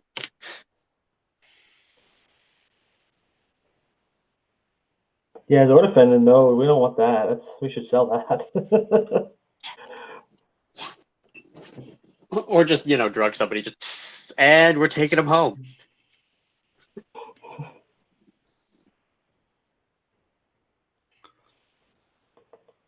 Yeah, because I did identify whatever the hell it was, and we know what it does, just not exactly what it is for reading, like, the full thing. The serum search. Because I think there was one stim, and then another one that just sounded like a healing potion, but in injectable form. Interesting. Also, did anyone else notice that the grips on all of these pharmaceuticals are backwards? Yes. Like the needle end is pointing towards the user? All right. Who are we waiting on? I think everybody's back. Everyone's back? Okay. Yep. Yep. Cool. So what are we doing? Well, we divvied up the silver disc, so we get 70 each, I think. And that should give us money to spend. Okay, so would you guys like to indulge in some commerce? Now, if you're rocking 70 silver discs, I don't think I have any concern of you exceeding the limits of the town. Yeah. So, I vote that we pull money together and get a wand of cure light wounds, so I don't run out of healing. Mm-hmm. That's a good idea. Okay. Those are 750 gold pieces each, so if we all throw in a certain amount. So let's see if fully charged or not, but we'll see. I was gonna say, assuming you have the amount of gold that I have, but granted, I didn't need to spend on weapons or anything. I've got like 73 platinum pieces right now. I can almost afford it on my own. Well, yeah, but it's a group resource, so. Yeah. So you said it was. So you said the amount of silver dust we got was equal to about 700 gold pieces. Oh wow! So we got 70 platinum pieces out of it, basically. Now is that right? So are we I divvying thought that up, these or are were we keeping that in I thought common? these were the 1-for-1. They were 1 silver disc for 1 gold. Is that? Oh, How much are each Or of is the that silver discs what was worth, here? Kevin? Yeah. a silver disc is a gold piece. okay. Okay. So no, we're way down then. Okay, we got 70 gold from it each then. Because these are the used ones, like the equivalent of bottle caps, I believe is what. Yeah. I thought those were a Yeah. platinum piece, Oh, not a silver or not Nope, a gold. gold. So are we split? So are we splitting that up, or are we keeping it common? It could in the actual fiction, it could be worth platinum. I'm saying gold because it's silly otherwise. okay. Yeah. I think it's silly otherwise. So, okay. So what are you guys buying with that? Cold Iron Blanche. Yeah, I mean Gunther, he nailed that thing. Center shot, didn't bother it at all. So he, somebody told him he needed cold iron weapons, so he needed Blanche. Okay. So what is a cold iron blanch for the benefit of? You can apply it to a weapon, and it gives it that property, cold iron. In this Okay. instance. Let's see here. And Is it an alchemical thing or is it a magical thing? It's an alchemical thing, so it's Alchemical thing. Okay. Yeah. Let's see here. I think the Otterbees can help you with that. What's the cost of it? It's 50 gold pieces. 50. Okay, so then I think that will. If it's not, if they don't have one like on stock, they can get it for you by the end of the day. Well, either way, can we find if somebody's selling a wand with hopefully partially charged instead of fully charged? Yeah. So let's see here. So the place in town where you could. Sandville might have something, but it's unlikely, or at least the chances are pretty low. There is a where is it here? General store, Torch General Store, run by Incrit Collison. She has for magical stuff in stock. What I'm going to say, so I know that's not listed in stock right now, but give me a D20 roll. Let's see if I'm going to give this I'll give it a 20% chance of being in stock. So 1 to 4, the sucker will be in stock. If not, it's something that they could make for you, or actually couldn't. It'll probably have to be Joram. Okay. Well, here's praying to the Iron Gods.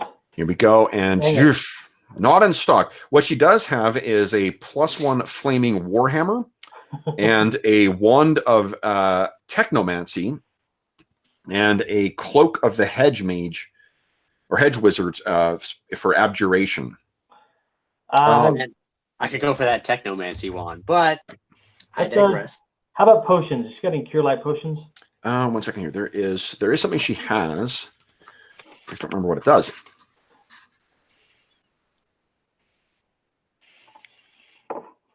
Oh, okay. So what she does have is 5 trauma packs. I mean, you guys can't afford these. They're 1,500 GP. There's small boxes of emergency gear. Trauma pack has enough supplies to be used 5 times. You make a DC 15 heal check, and as a standard action, if you succeed, it heals 1d8 plus 1 points of healing. Yeah. So that's a little out of your price range just yet. Just a little. Yeah. How about cold iron arrows? Cold iron arrows. Those, I'll say that those can be probably crafted as well. That's an easier thing to get. So if you want to buy some cold iron arrows, that's fine. Okay. Now, what about So the cold iron halberd. Cold iron halberd. That's a little more. Cold iron generally costs twice as much as the normal weapon. Yeah. Do you have the coin for it? Because they can make it for you. I mean, so how much should we decide? Like we got 70 apiece. Yeah, 70. Mm-hmm. Okay. How much? Let me look at the price of a halberd. Sure. I might have enough for that actually. Well, trade in your other one, and you might be able to. Yeah, too. Well, I think you're only selling stuff. You only get 10% of the cost, don't you? More like 50. It's 50%. Is it 50? Really? Yes, Yeah. 50. Yeah, for Fucking selling that. Pathfinder. Jesus Christ. We actually had it was funny because as much as Pathfinder, has a rule for everything, I had someone react last night to the amount of time that it takes to take off and put on armor. It takes a long time. Yeah, they're like, how the fuck does it only take 4 minutes to put on plate mail? Like, Jesus. Oh yeah. Yep.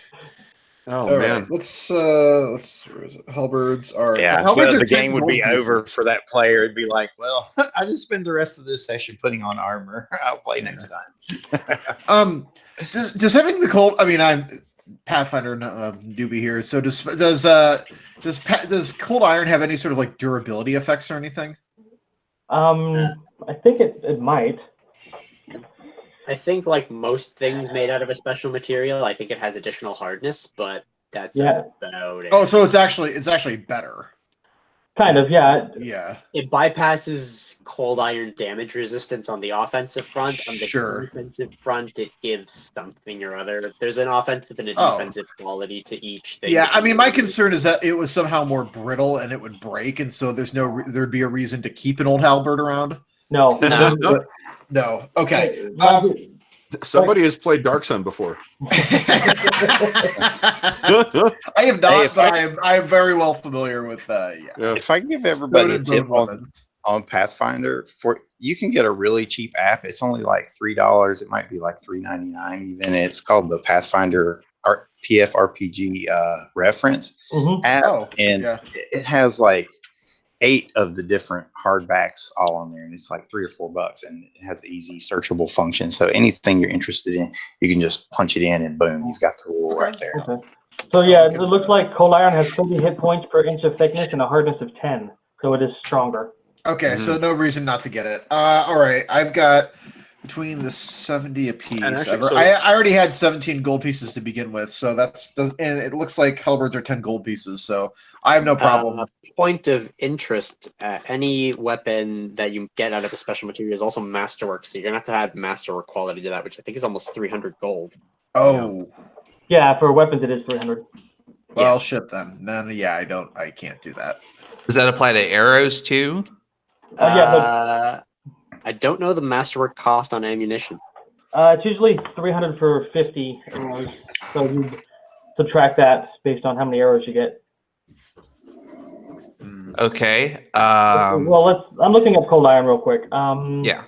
Cold iron is twice the cost. It says. No, yeah, this is twice. There's certain ones like adamantine that are automatically masterwork and mithril, but cold iron is not. But It's when you add magical. Just to clarify that rule, Yeah. it's when you add magical properties, it has to be a masterwork item. Yeah. With cold iron especially, the first time you enchant it, it's an extra 2,000 gold, just because Okay. it's so hard to work magically. So. Sensible. What spells does Connor have or a spell book that I might be able to steal before an adventure? You can assume none that you're going to be able to access.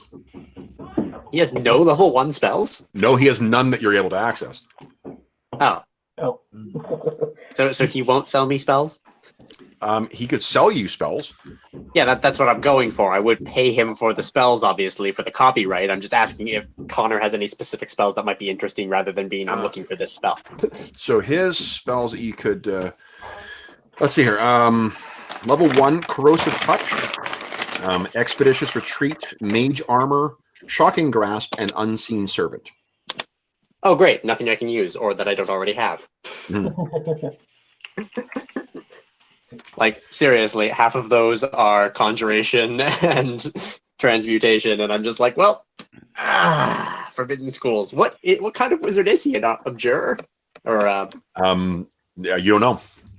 Okay, so what I've worked with him 8 years and I don't know. I'm telling you, I don't want to talk about game mechanics. Got it. Yeah. So okay, you can show the gun to Joram, all right?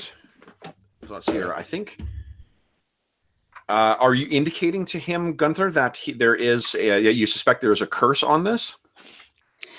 Yeah, I mean, Gunther is pretty forthcoming with Joram. Sure. Found this in the graveyard. It's got necromancy, magic, possibly a curse. Do you mind taking a look at this thing? Telling me what's going on with it. I haven't pulled the trigger yet, mind you, but yeah, here you go. Okay. In Pathfinder, is there a list of what the cost of NPC spells are? There is. You know where that is? It should be in the building services in the equipment section. In the equipment section. Okay, cool. Yeah. Under, I can cast Identify, so, like, really. No, it's the curses, I think, the greater concern. So, because Remove Curse, I think, is a 3rd level spell. So I'm just trying to figure out what the cost is of that. And I don't know if there's a material component for it as well, so there may be an added.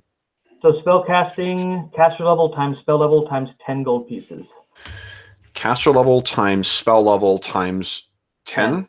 Yep, and that's the gold piece. Okay, so let's see here. Joram.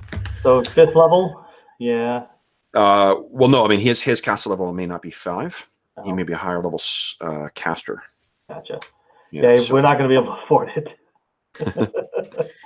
Okay, so good old Joram is.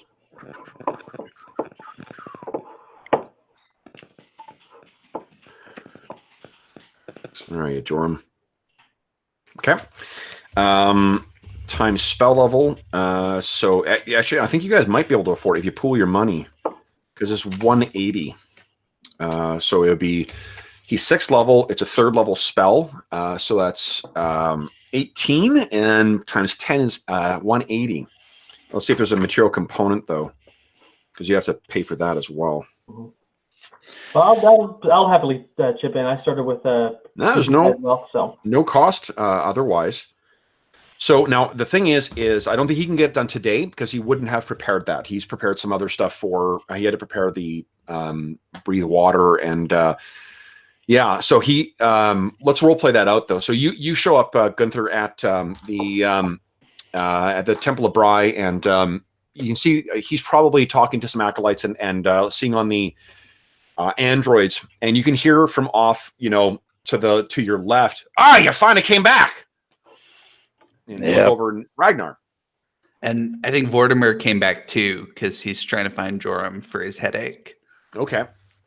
So if Gunther, Ragnar wants to talk, say that. He's barking at you, Ragnar's barking at you. You took your time coming back. You found him then. What's going on? He's talking to you, Gunther. Oh, okay. I was like, you said different name there. It threw me off. I was, bad news. Torch has gone out. City's in an uproar. Halfling's gone into the pond. Say there's some kind of passage underwater. Aside from that, that's all I know. Oh yeah, I found this gun. Might blow your face off. Don't look too close, but I'm gonna show it to Goram. Yeah. What's going on with you? You feeling better?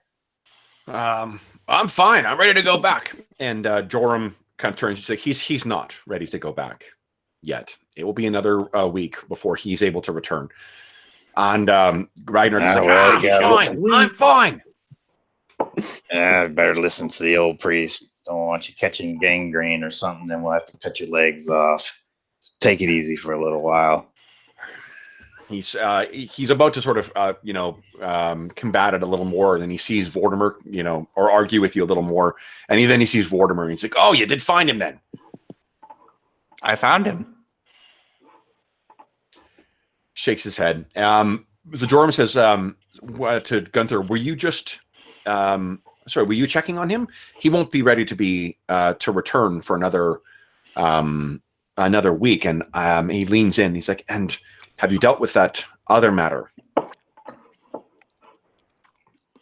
Out of character, what's the other matter? Gremlins. What is he referring to? Oh, the gremlins. Yeah, because he's. So I know Dolgra was the one who hired you guys initially, but Joram is part of the council as well too, and it was the council that agreed to pay you guys to do this. Okay, yeah. So Gunther replies, "Working on it. Yeah, got to get some cold iron blanch. Those things are harder to kill than we thought they'd be." I understand. You don't think? I mean, you saw nothing down there. I know that you've been dealing with Dolga, but you saw nothing down there that would be connected to this, would you? I mean, you talked about that. These things are, but yeah, we found some kind of little hideaway down there. Maybe I don't know, some kind of sculpture or something, metal fists. Yeah. Oh yeah. You talked about the Hellions before, didn't you? Yes. Yeah. So I don't know if this is connected or what. What reason would the Hellions have to take out the torch? How would they benefit from that? He shakes his head. I cannot fathom what might motivate them. But I mean, I've never known or heard of gremlins to take up a faith before either. So I don't know. At least if we deal with that, that's one less thing to concern ourselves with, and hopefully those halflings will deal with the help deal with the whatever the source is of our problem in the beneath the hill. But now, Jorm, you have to forgive me because I'm not all knowing, especially about these, faithy type things. But what is it about these hellions again? I mean, what are they about? What would attract them? I mean, it sounds like a bunch of nonsense to me here. We know our gods. We've got Pharasma. We have Abadar. We have Theranray, the sun. There's no room for these things. He kind of agrees with you, or yes, I agree. I wish I from what I know, I've heard it's a new faith, but I could not tell you more other than I've heard tell that the followers who come from Scrapwall, it's orcs, half orcs, ratlings, the types that would worship strength and seek power. I mean, we've seen these types, or in other faiths as well, just blessedly not in this town before. Yeah, well, it's all strange business to me, but I'll let you know if we find out something more. That would be appreciated. I do have other matters to deal with here. Is there something else I could help you with? I have a headache. Oh. How is that possible? I do not know. You're not the only one. Tell me, what does it feel like? And you could describe what it is. Yeah. And he says, there were members of the council who mentioned that as well. And some in town who have asked. You're not the only one. It seems that this is a new problem. I hope that it is not indicative of anything. I mean, and he kind of looks you over. Says, fortunately, I mean, your kind cannot take sick the way that we can. So I suppose that means it's not related to the disease or infection of some sort, but it is concerning that you could be affected by this as well as others in town, and that have you had something like this before, Vortimer? I don't believe so. Not that I can remember. So then it seems to be connected to the torch. That's concerning. Do I have, out of character, do I have any other symptoms than just pain? Like, are my eyes extra dilated, or No, it's really anything? just, yeah. I mean, from what he can, what he's able to piece together. Are you trained in heal at all? I don't. Let me double check, but I don't think so. Okay. No. So I mean, like, there's no like bruising. There's no the things that would normally show up for you. There's no physical, or at least obvious physical symptoms of whatever this malady is. But he's not wrong. Like, you don't get sick, right? So like, this is something different. Okay. Yeah. So he says, I mean, if you can afford a donation, I could provide where is it here?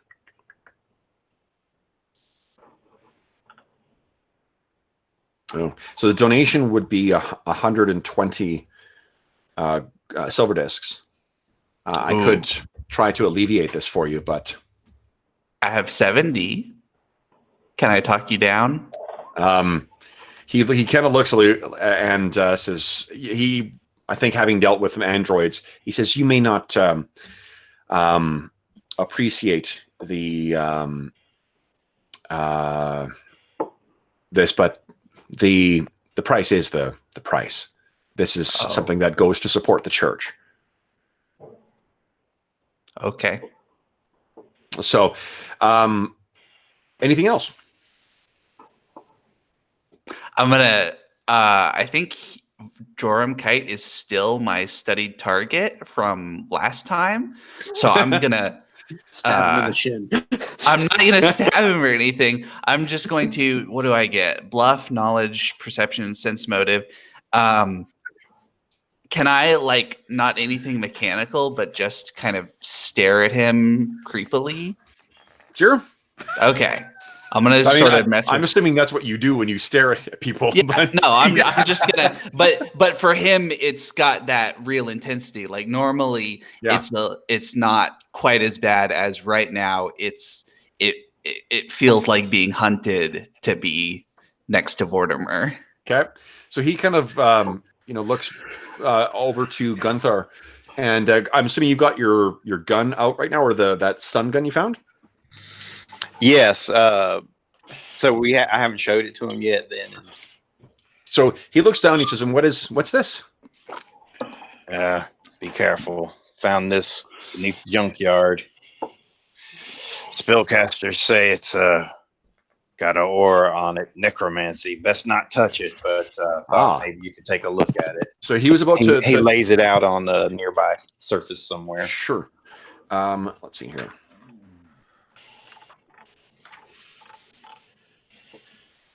Okay, so he whispers a prayer to Bry, and once again you kind of hear there's this very faint sound of clicking gears, and he looks down.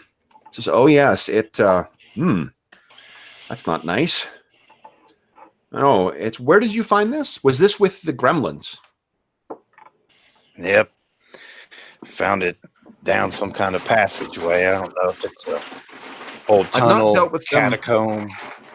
Yes, I've not dealt with them myself, but I've heard tell that they enjoy leaving magical curses, and they have certainly left one here for you. You haven't used this yet, have you? No, haven't pulled the trigger. Not familiar with the tech. Well, that's a blessing, no doubt, from Bry. Because if you had, we would be dealing with a curse on you rather than on this. What is it you wish to do with this? Do you intend to keep it, or? Well, it's a gun. I see. So you would prefer this removed, then? Well, if you're saying there's some kind of curse on me, then yeah, probably best I'd get rid of it. I'm not big on hocus-pocus, but he stops and once again, says something, and he's looking at you with this intensity, and there's a very soft glow behind his eyes, and his irises seem to kind of transform into slowly moving cogs, and he looks you up and down and says, "No, I think your forbearance has benefited you. It seems that the curse remains on the weapon, not on you." Fair enough. Give me a few Well, what do you minutes, think? What do you think we should do with it? Seems dangerous to leave laying around. Well, I can, if you can wait until tomorrow, I can remove this for you for a donation. If you make a donation of 180 silver discs, I can remove the curse on this. Well, removing the curse is certainly beneficial, but not certain I've got the discs. Have to talk to the others, see what I can come up with. Oh, I see. The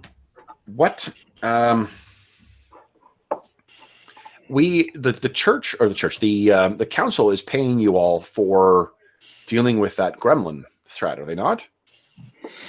Yep. Job's still in progress, though. Well, your share of that would be 60 silver discs. Do you have the 120 to make up the difference? Well, I've got 50 myself. That would put me up to 110. Well, perhaps someone else could assist you with finding that amount, or if not, so long as you make no use of this device, you should be safe. If you're concerned, though, I can keep it here, safe and away from accidental use. Hmm. Well, thank you then for looking into it. I'll hold on to it. He picks it up, stows it back in his pack. Okay. Picks it up immediately, shoots it. Okay. So what else do you guys? So you guys have purchased some stuff. Did you want to, Kairos? Did you want to ask Joram about the wand? Yeah, I did. I want to see if I had used one on. Of course, I don't have a lot of gold, but Sure. Give me another check here. Let's. I think for him. So let's see here. I'm going to say there is a 20% chance of there being a fully charged wand available for purchase, and then. So I'm going to say there's a 20% chance that there's nothing available, and then I'm just going to break it down by like halves. So it'll be like progressively less and less and less charges depending on what you roll. okay. Okay, so give me a d20 roll. Let's see what you got. A 14. Okay, so let's see here. So 1 to 4 is full. 5 to 8 would be half. 9 to 12 would be a quarter. So we are into 1/8. So full charge is 50. Is that right? Yeah. So we're looking at 12 charges. So I think no, actually less. Oh. So No. because it'd be 1/8 Oh. of that. So 50 times what is that? 125. So 6 charges. Okay. Well, they usually go for what, 12.5 gold a charge for that? I think? Yeah. So whatever the cost of the full thing would be, just 1/8 of that. Times. Okay. So you come in and Scrolls of Cure Light. Okay. so whatever the cost would be for that. So what's the cost of a fully charged wand of Cure Light? 750. 750. So 93.75. there you go. I think I might have that on me. I'll be using all of my gold though, almost. Okay. Let's see. Yeah, I've got 70, 80. No, I've got 80 gold. Can I Okay. do Well, that you're kind there of with thing? Gunther and Vortimer as well. Ah, And if Algar and Prophet want to be there as well, I'm fine with you guys being there too. I'll be there. gotcha. You guys Okay. do you guys want to chip in like 13 gold? I'll put try in- 13. Yeah, that's Okay. fine. So you're like a kid with a new toy. Can I? Yeah. Okay, so I've got. Yeah, I was gonna say I'm probably not there. I was buying a bag so that the next time we have to go to that stupid pond, I can put my spell book in a nice waterproof bag. So Okay. Okay. that was my day, and now I'm still exploring for potential spells. So I'll make sure to prioritize healing these two in case that happens. Oh, there you go. Because if I'm ever in a situation that I take a lot of hit points damage, it was probably my fault. You need, just as clarification, you need 13 each, right? Yeah, Okay. that'll leave me with a little bit of leftover gold and. right. No problem. Okay, so I've spent that and 6 charges. You said. 6 charges. That's right. Okay. And cure light wounds. Okay. 6. Okay. And just to be clear, and Jamie, you needed 50 gold for that remove curse. Yes, I believe so. But I mean, he's not terribly concerned about it. He said the curse was on the gun, so Yeah. I mean, he'll just not But worry it about is it a at the moment. gun. Yeah, so I'll chip in 10 towards that if we get. Well, the way Gunther looks at it is that he is probably the most qualified in town to keep an eye on it because Okay. there's no other gunslingers, and the only tech guy is Sanvul, and he's don't trust him. So, yeah. Okay. So he figures it's his duty to keep an eye on it for now. He's not going to use it. He won't let anybody else do it. Got it. Okay. Is this a sentiment that Gunther would have voiced or have expressed in some way? If you ask him, sure he will. Otherwise, he's not one to sit around and spout about his motivations too much unless asked. I'll just say for the sake of expediency, I did ask and learned that. So okay. Well, he'll Otherwise, he might have slid some money into your pouch or something. Nothing public. He doesn't want to be seen, publicly endorsing all this weird tech crap. don't worry about it. Best if I keep an eye on it for now. I don't want anybody else shooting their face off or unleashing techno demons or some other nonsense. Yeah. I love those techno demons. Who knows what it does? All right. Okay. So, anything else you guys want to do in the morning here before you carry on with your day? You got yourself a healing wand now. Blanche. Pick up the cold iron blanche. Yep, no problem. Algar, did you decide you wanted to get that halberd? Well, I thought we said it was 200 additional gold pieces for the masterwork. No, that's to make it masterwork. You need 300. Cold iron, you can just buy it double the price. Okay, I'll just buy it double the price. Yeah, cold iron's downside is when you first enchant the weapon, is it's 2,000 more. So I think that will. I think it'll take the day to prepare that. Yeah. Only because they're going to have to. All they're going to really do is just replace the head of yours with that, but they're going to need to work out that. They're going to need to craft that thing. Fortunately, you have a shit ton of smiths with fuck all else to do right now. So They're all fighting over it like it's the last scrap of bread. Like, no, it's mine. I get to work the halberd. So using that, is there any chance of negotiating down the price since there's why don't you give me a diplomacy check and we'll just sort of interpret that as how things went. Oh. And Sure. just as a side note, I am trained in craft arms and armor, and eventually I'll take the crafting feat. So I can help. Okay. So if we actually need to make stuff on the run while we're out adventuring, I can make repairs and stuff. Okay. Well, yeah, by myself I got a 14. Okay. I'm gonna need 4 mithril daggers for a spell. So I don't think that you certainly don't offend anyone, but you do get the sense that these guys are they're no strangers to to negotiating. So you're kind of like, hey, can't we get a little deal here? And there's this steely glare at you that tells you no, there's no fucking deal to be made here. You're like, no, I'm losing 200 gold per day when this thing's out. No. Yeah, exactly. This is such a penny ante job here, compared to the amount of money I make from Sky Metal. Jeez. You don't look like you're busy doing anything else. I don't need your pennies. Yeah. All right, so you're able to get that crafted. All right, so 20 gold.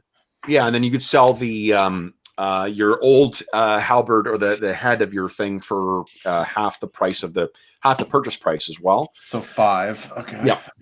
Anything else you guys want to do in town? No, I'm maybe the Vortimar got your cold iron weapons, your arrows, right? Yes, Okay. I have 20 cold iron arrows now. Okay. You'll need them. Aside from that, I got what I wanted with the wand, so no, I'm good. Okay. Gunther or Prophet, anything you guys want to do before you guys carry on with your day? I don't know. Any interesting spells? There's some that I might be looking at, but I can't think of an immediate use for them considering the place we're going. So Okay. I can't justify I'm gonna go find comprehend languages, please. Okay. Yeah, the only other thing Gunther was interested was in getting an explosive charge if there was one in town, but he doesn't think there is, or possibly if he's got the time, he might have looked into crafting it as a gun. Oh, I did need Gunpowder to ask aspect what and those whatnot. healing serums from last session actually were, their name, because I have healing serum written on my sheet and I have no idea what it is. We It's discussed it during the bio break. let's see here. The serum that you recovered was I think here it is. There's a universal serum, and it was blue. So it heals you of 1d8 damage and gives you a +4 enhancement bonus to strength, which lasts for 3 minutes, but after which you become fatigued for 1 hour. Yeah, I couldn't find that in any books. It's because it's in the adventure. Oh yeah, okay. That would explain Can a lot. I? Yeah, there Can it is. If you go into Archives of Nessus, you'll find it. Can I ask Connor if we can look in his library for more information on Jenkins? Because I know Prophet was looking, but it might be easier if we had somebody who could see. Yeah. Hey. So I'll read it out to you. I'm a good reader. so what is that what you want to spend the day doing, or do you want to? Because that's, I mean, Okay, yeah. So that I'm going to put forward that as an idea to the group. That's one thing we could do is spend today trying to get information rather than going to try to get the Jenkins right away. I was going to say, access to a library does let me redo the knowledge check, but at the same time, we've spent 2 days doing nothing, and the town might get mad at us. So maybe going to try to deal with the problem, if that's the only thing we can do, might be the wiser choice. I think we have bigger things to worry about other than the Jenkins. Yeah. Well, we are getting. Well, I mean, we paid could for deal it. with the Jenkins because while they're not letting us deal with the problem of the torch, I mean, they sent the adventurers in and basically told us, not to worry about it. Yeah. Yeah. And we are getting So, paid. I mean, what would we do? We are getting paid, but he's still good. So what do you guys think? I'm What are we doing? voting for the Jenkins. Let's go kill him. Let's go kill him out. Yeah. All So there is getting I'm a out. withdrawal Today, I don't want to use it. Yeah. Oh, could I pick up like a cold iron dagger today, just in case? So you guys will not, for both the halberd and for that as well, you would have to pick it up at the end of the day. So you wouldn't have your cold iron halberd. You wouldn't have your cold iron thing. Would I have cold iron arrows, or is that an end of the day thing too? Let's give me I'll say 20% chance. Let's say give me percentile, either percentile or D20. Okay. Well, if we don't have our cold iron items, we'd have to wait. We at least know. I mean, somebody said so they have cold iron weakness. So yeah. Okay. So what are you guys going to do with your day then? Well, Just then I guess buying, we're researching shopping, Cannonball Jenkins. I'll see if I can just make the cold iron dagger myself. Just get the material and buy it at half cost. Okay. I got craft arms and. Do you have access to the? I don't think you've got access to the tools necessary, though, do you? Well, I work for Ragnar, so he's.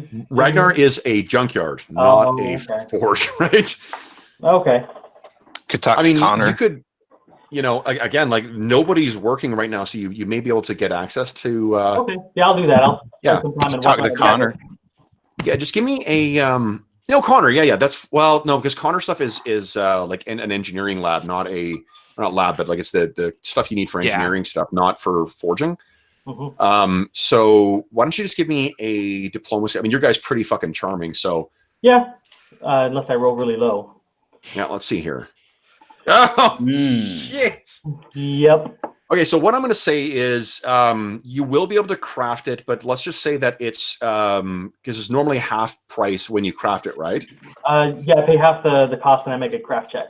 Yeah, so let's just say that it's actually 3/4. That's going to reflect whatever the service fee is for for accessing it. I grumbled about people overcharging and.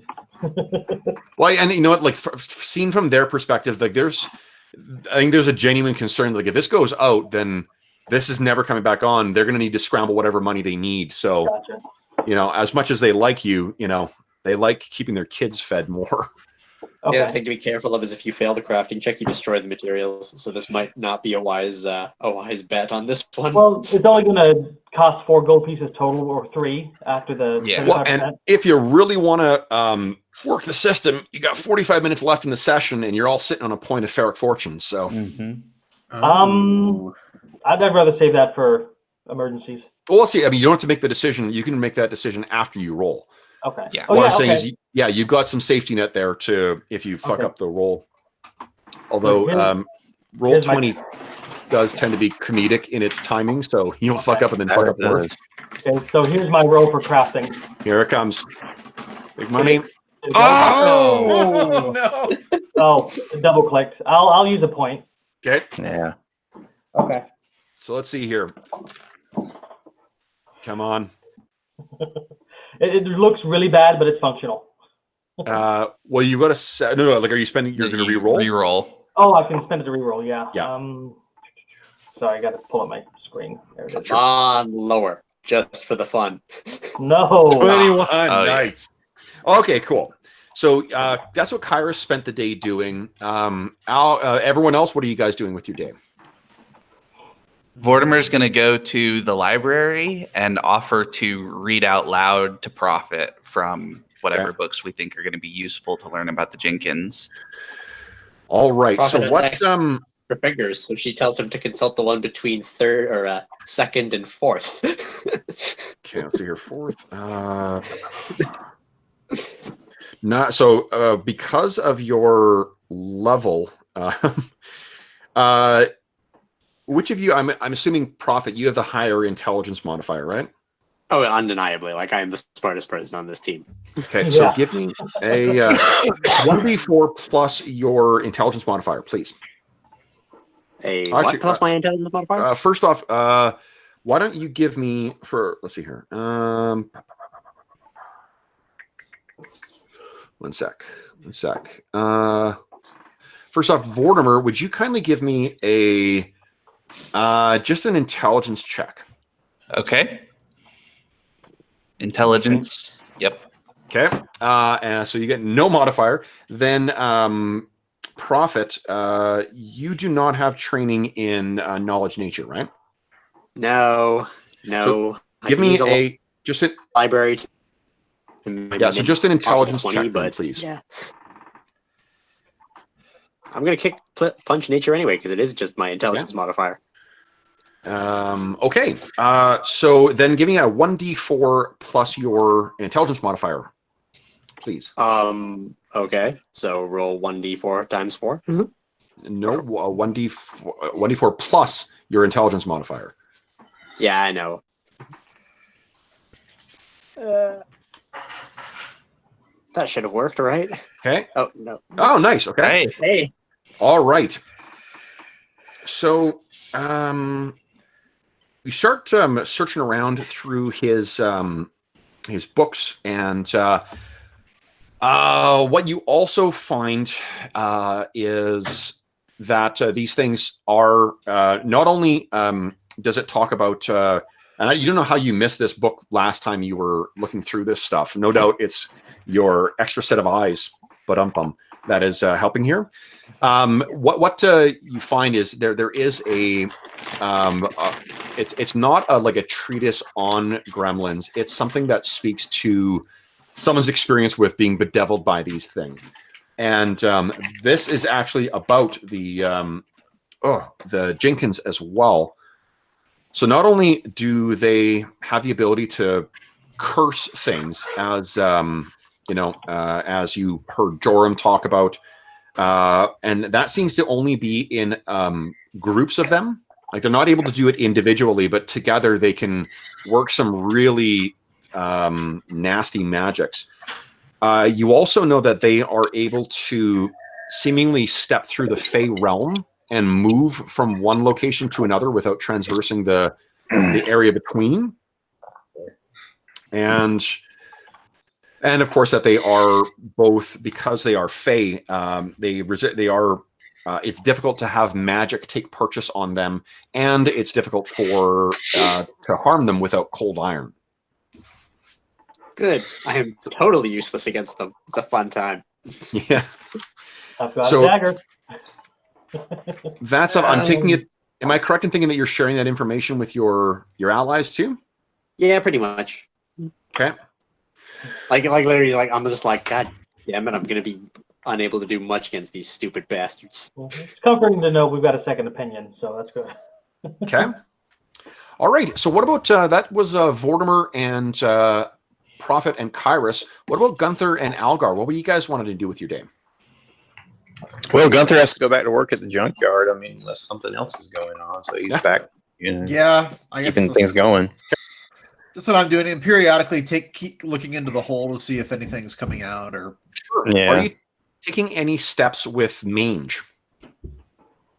to keep him from like. I'm not sure if you guys are dog owners, but like the dogs tend to go right back to the thing you just stopped them from doing the last time. Yeah, probably keep him tied up. If Yeah. we feel like he's going to be wandering or still acting rabid. Sure. Yeah. So he's recovering and but still the same, tough as old shoe leather, junkyard dog. I need to run to the washroom. So I drank way too much fucking coffee this morning. I do need to go run to the washroom quickly, and then we'll do that. So I'll be right back. No problem. Yeah.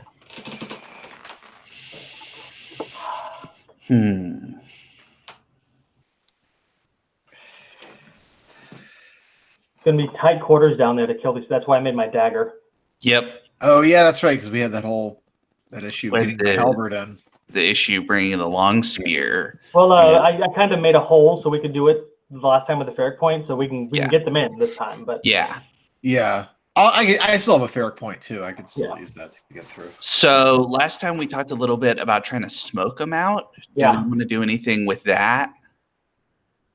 It'd have to be like a grease fire or something, Yeah. so they can't put it out easily. Hmm. And I'm not sure how well ventilated the place is, but yeah, that'd be a good idea. Smoke ourselves out. It'll be great. Mm. Reminds me of a Call of Cthulhu story I heard once. Yeah. Yeah. You tell. Dude's in a room. It's like, you see a puddle. That's like, okay. I locked the door. All right. I'm going to light the bed sheets on fire. Oh no. Okay. And like just progressively, the dude starts lighting everything in the room on fire. The jibs or the bone person begins like, all right, you start suffering from smoke inhalation. It's like, all right, I guess I'll leave through the door. It's like, you lit that on fire. And then like the slow dawning that he lit the doors, the drapes, the windowsill, like everything on fire and had no escape. Sorry about that, guys. Okay, so what? The day passes otherwise uneventfully, and I think you guys will adjourn, or not adjourn. You guys will reconvene at the Foundry Tavern. Mm-hmm. And as you guys kind of make your way in there, so it's been a long day of work at the junkyard, long day of work in the library. So it's really a very short walk for some of you guys. And Kairos comes back, dirty from the work. You guys will have picked up your new supplies or your new newly crafted items as well too.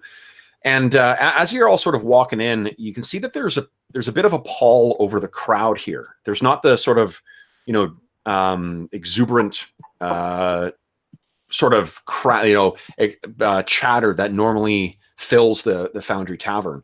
Everyone's sort of sitting over their drinks and not talking. The bodies wash up on the shore. Do you ask about that, or Mortimer has no, direct connection between brain and mouth. Yeah. Did the halfling bodies wash up on the shore? Everyone kind of, the people who are in the tavern sort of look back at you, and someone says they're not back. Oh, They've only been gone a day. well, that's better. They were to be back. The spell only lasted a certain number of hours. Oh, They were supposed to be back 10 hours ago. Well, maybe they found air down there. Maybe. I knew they were going to die.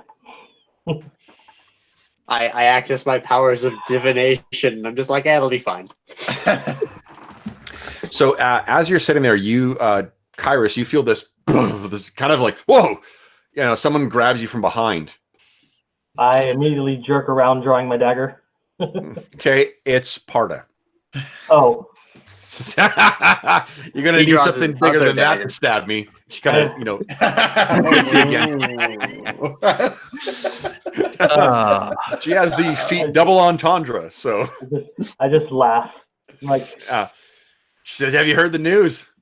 Which one? The light go out, or the halflings died?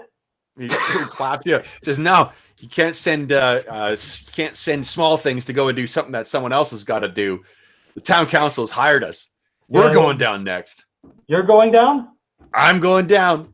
Uh-oh. Oh, Algar is not happy about this. So about your last will and testament. forget will and testament. It's going to take more than that to take me down. But, and she grabs you and pulls up. She says, "We need to make the most of tonight." I look at the fellows and I'm like, well, my night's booked. See you in the morning at Gremlin Hole. Gonna roll myself a good bluff to not be laughing hysterically at what's going on because I don't think she's gonna make it. Algar's holding his drink and it's like it's visibly shaking and spilling over at this point because he's just shaking in anger. No chance of getting in on this party to go down there. Vortimer is going to ask before they leave, do you need a good luck charm? I hear the last one's died. Because the last one were halflings. And she kind of like, flexes her big arm. "I'm fine." And then like picks up Kyrus and like places him on the shoulder and smacks him on the ass. It's like, "You see?" And I give him thumbs up as I go. That seems to get, yeah. So that does a little bit to sort of, to lighten the mood of the crowd. And that's when, as you guys are leaving, that is when Geralt kind of passes by and is like, "Whoa," gets out of the way to let the two of you, the lovebirds, leave. Gunther, are you sitting with everyone else or are you off on your own again? No, he sits with everyone, but he sits, in a spot where he can watch everything, and he quietly drinks his beer. I mean, he'll quietly laugh to himself from time to time, and he nods and acknowledges the presence of everyone else. But he's in his thoughts as usual, and also just keeping an eye on things. He's a bit uneasy because of all the strange activities in town and the fact that he's carrying a cursed gun and what all that means. Prophet is entirely unsure how everyone started sitting around her. She was pretty sure she came in here first, and then just suddenly everyone was here, and she's just like, "Well, I don't want to move. I guess I'll keep sitting with them." Yeah. So, Gunther, you can see Geralt has made his way in, and he kind of looks at you, and Geralt he's got a more serious look on his face than normal, and he kind of like gestures to like come here.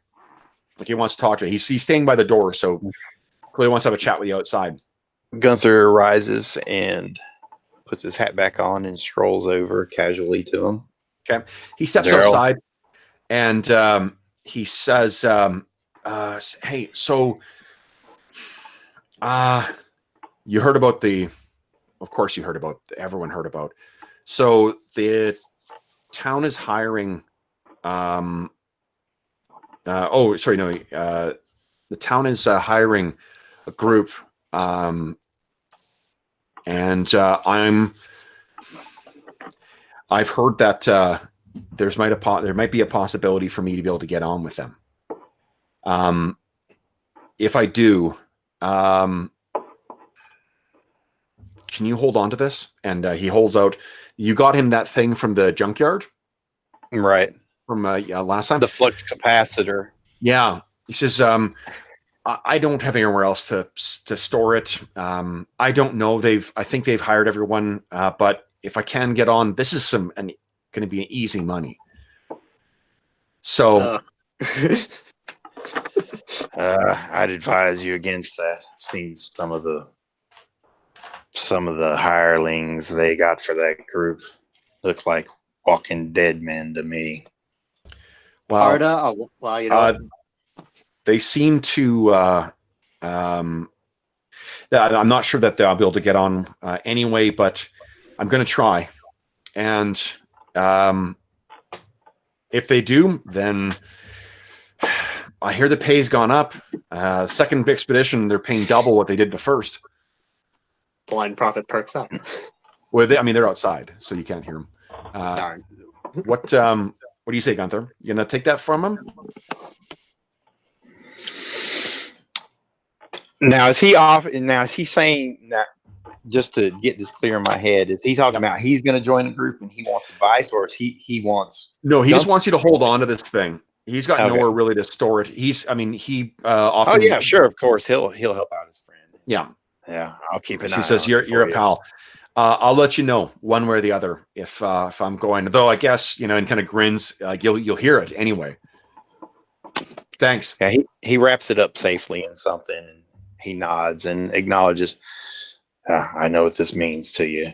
I'll keep it safe. So, okay. Unless you guys want to do anything else in the evening, it is otherwise going to pass uneventfully. Now, get a few more drinks. Go back to bed. Okay. So next It morning, might be worth going down to the Silver Disc Hall, do some gambling if anybody's up for it. yeah, Kyrus is otherwise occupied. Yeah. Algar's too busy stewing in rage. Was a natural 20. Okay. Just Did carving. you, Gunther? Were you intending to pay? Well, what's his name? Gosh, my brain's just not working anymore. Joram? Joram, yeah. Were you planning on paying Joram? Because then he'll prepare remove curse. Otherwise, yes, he will. Now I've got a question on the. Just clarify with the Silver Disc, and I apologize Sure. for this because I use my Hero Lab when I run the game, and I just pulled up Silver Disc in Hero Lab, and it does say that the discharged Silver Discs are 10 gold pieces rather than 1. So that would affect the amount of gold that we have. So I just Well, the amount of Silver Discs you would have, the net value of what you guys recovered is in gold pieces. So if that means that it's 1/10 of that, then that's that's what it is. It's a lot less silver discs. Yeah. Okay. Thank you. I just wanted to make Okay. sure on that. Plus, Yeah. that's such a confusing topic for everybody that runs this because there were incorrect values put out for both of those. But yeah, he wants to pay, but he doesn't have the money for it. So until he gets that, there's nothing he can do. But once he gets the money, he can pay for it. Okay. Can I? He could front him 50 up front or whatever. Well, what he'll do is, it's only a day's delay. So when you have the money, he'll just the next day he will cast that for you. He'll prepare it and cast it. Okay. So I just don't see that remove curse is probably not one of the ones he would routinely prepare every day because it has such limited value versus some of the other spells. Can Vortimer patrol the junkyard overnight since he doesn't need to sleep? Sure. Yeah. Okay. Now let's. That's why you're here. Get back to work. Let's check the mornings. Okay. So Prophet. Yep. Okay. And Kyrus. Okay. And Algar. Gunthar. And Vortimer. Okay. So Vortimer, it seems that your headache has faded. Algar, you missed it by 1. Oh. So you're a little headachy when you wake up, but fortunately it passes. I imagine Vortimer is maybe you were there when he was being looked at, so maybe you heard what his symptoms he was reporting. And you probably heard other people bitching about this as well too. Like it does seem it's not like everybody or anywhere near half everyone, but there's enough people who are talking about like they're not able to face the day because of their headaches or whatever. I wonder if there's something fucked up with the water. Since we're all drinking.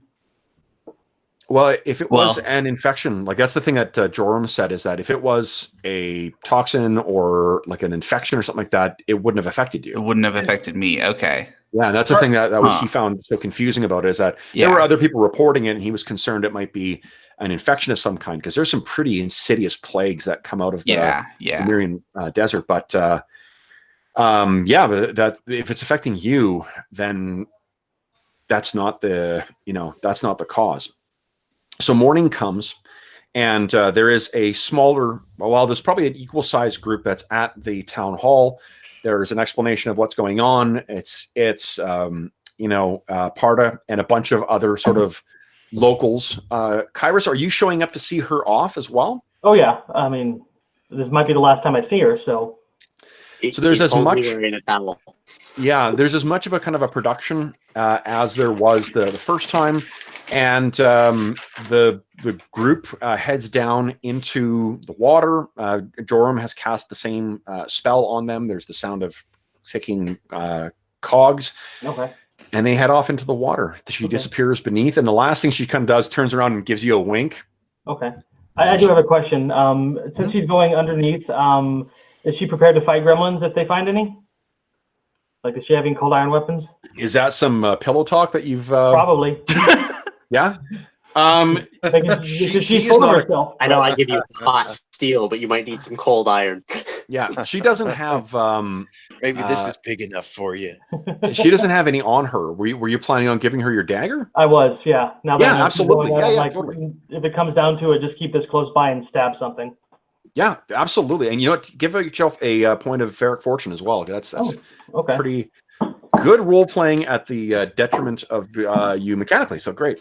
Okay, so yeah, she does. And as she's sort of disappearing, beneath the that disgusting water, she spares a look back at you and kind of gives you a wink, and kind of tugs on the dagger that's at her waist. Algar, were you gonna say something? Yeah, I was gonna yell out maybe before this happens or whatever, that like I can't remember the name of the gladiator that I had to cry uncle to. Let's just call him. That was Parda. That was That's Parda. her. Parda. No, there's the gladiator. Like when I had to cry uncle, I had to like yell out that like my the name. Yes, yeah. Yeah, so I want to say that her favorite gladiator like couldn't even fit in that my gladiator's codpiece. That's one of the last things. That's awesome. You probably get cut. Patriots suck. As you go down the water, you probably see this. Totally. Oh man, that's funny. Okay, yeah, so you get a point of Ferric Fortune for that too. That's great. Thanks. Okay, so so she disappears beneath the waters, and what are you guys gonna do with your day? You seem to know more about Let's these go guys. kill some Jenkins. Yeah. All right. Jenkins hunting. So everyone's got all their updated weapons. They've got their cold iron stuff. You guys make your way back to the graveyard. Or the junkyard. Oh, did I spill something there? Oh. No. It's going to be a graveyard for the I mean, it's going to be a graveyard. So you guys reach the same hole, the same entrance that you saw before, and just like before, like the thing that it has that same kind of weird cobbled together kind of like lintel or outline for frame, I guess, for the hole or the passage leading in, but that stylized claw is still on the ground. Remember that it my fell backpack. off. Oh, your backpack. Right. So that is still missing. So what is the marching order going to be, guys? I'll take up Wizard in the middle. Same order again. We had Gunther, Algar, Vortimer, Prophet, Kyrus. Yep.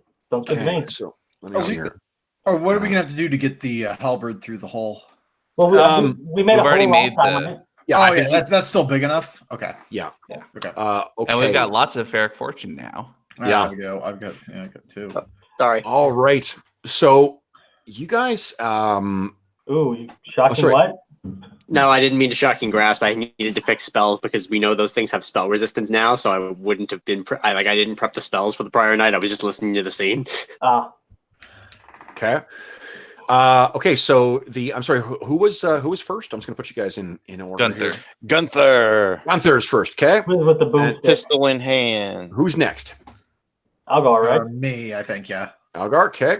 Boom. I'll just do this left to right. So Gunther, Algar, then who's next? Vortimer. I was Vortimer? going to say Prophet.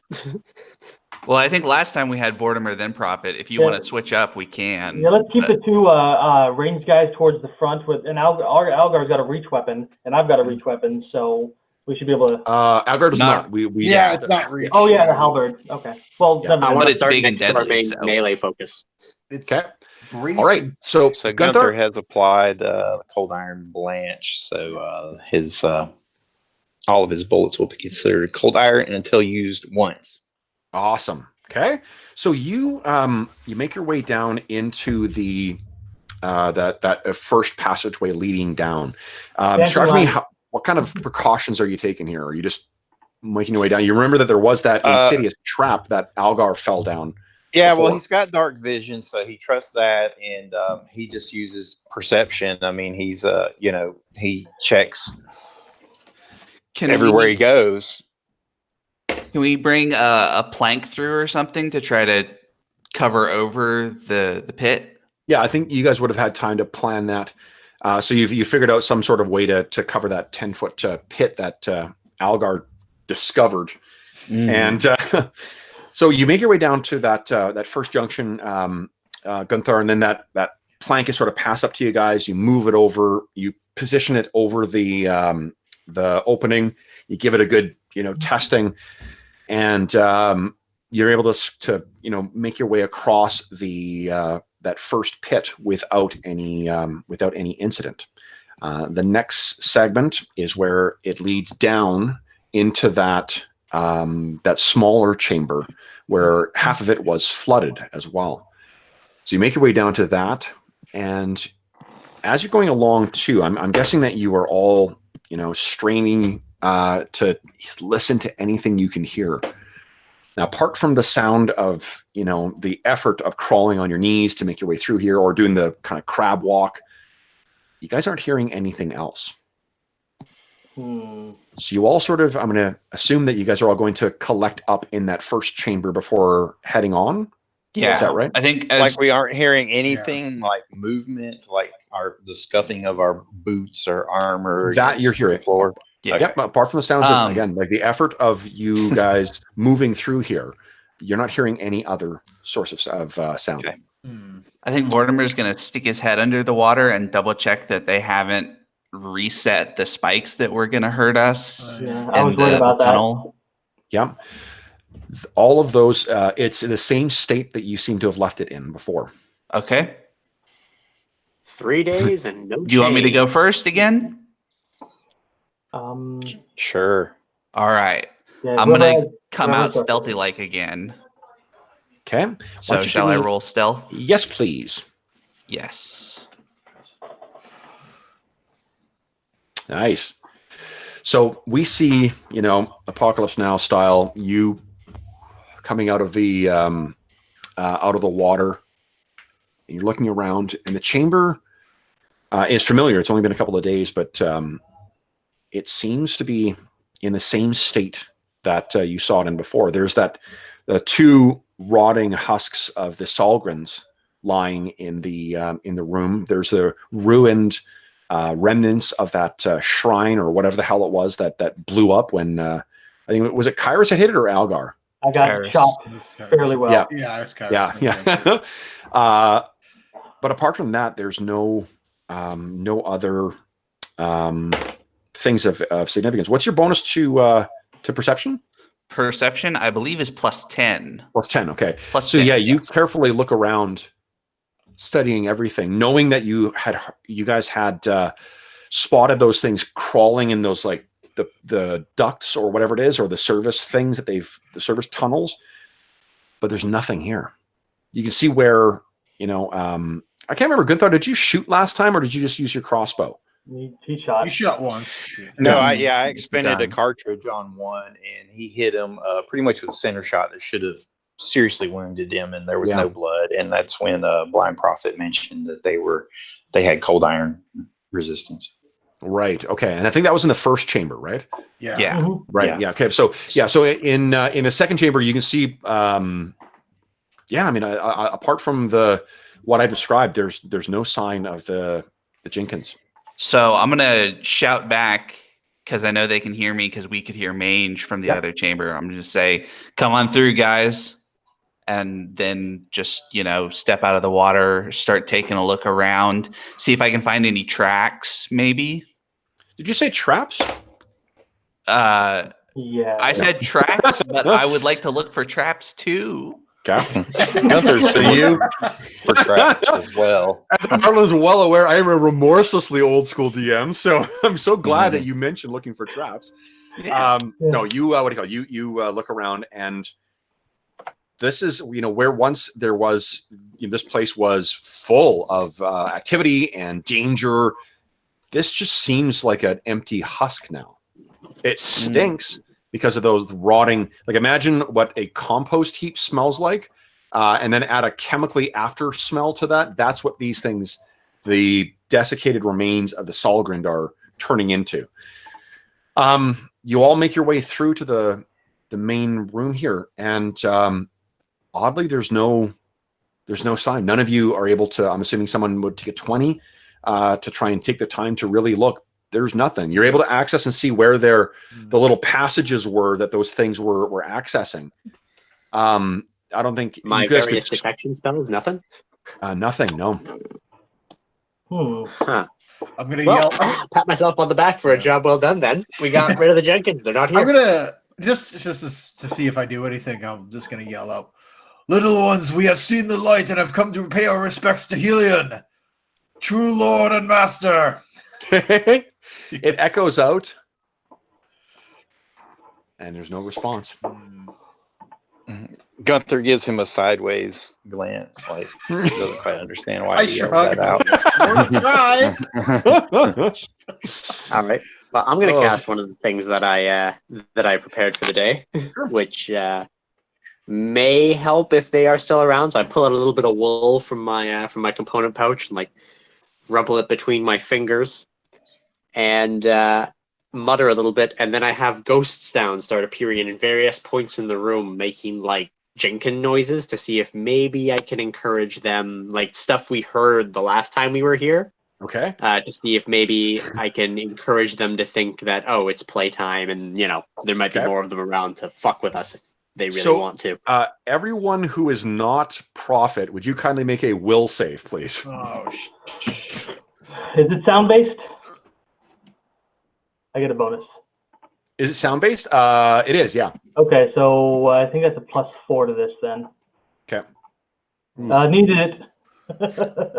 Plus Oh, 4. I'm Does that include your +4, or is that? No, that's not including the 4. Okay. So Okay. that was Wow. almost. Yeah, Okay. Swords and Skulls has language Sir. and sound opinion. So. Gunther gets a +2 from his black powder fortune because he has his gun in his hand. Oh, nice.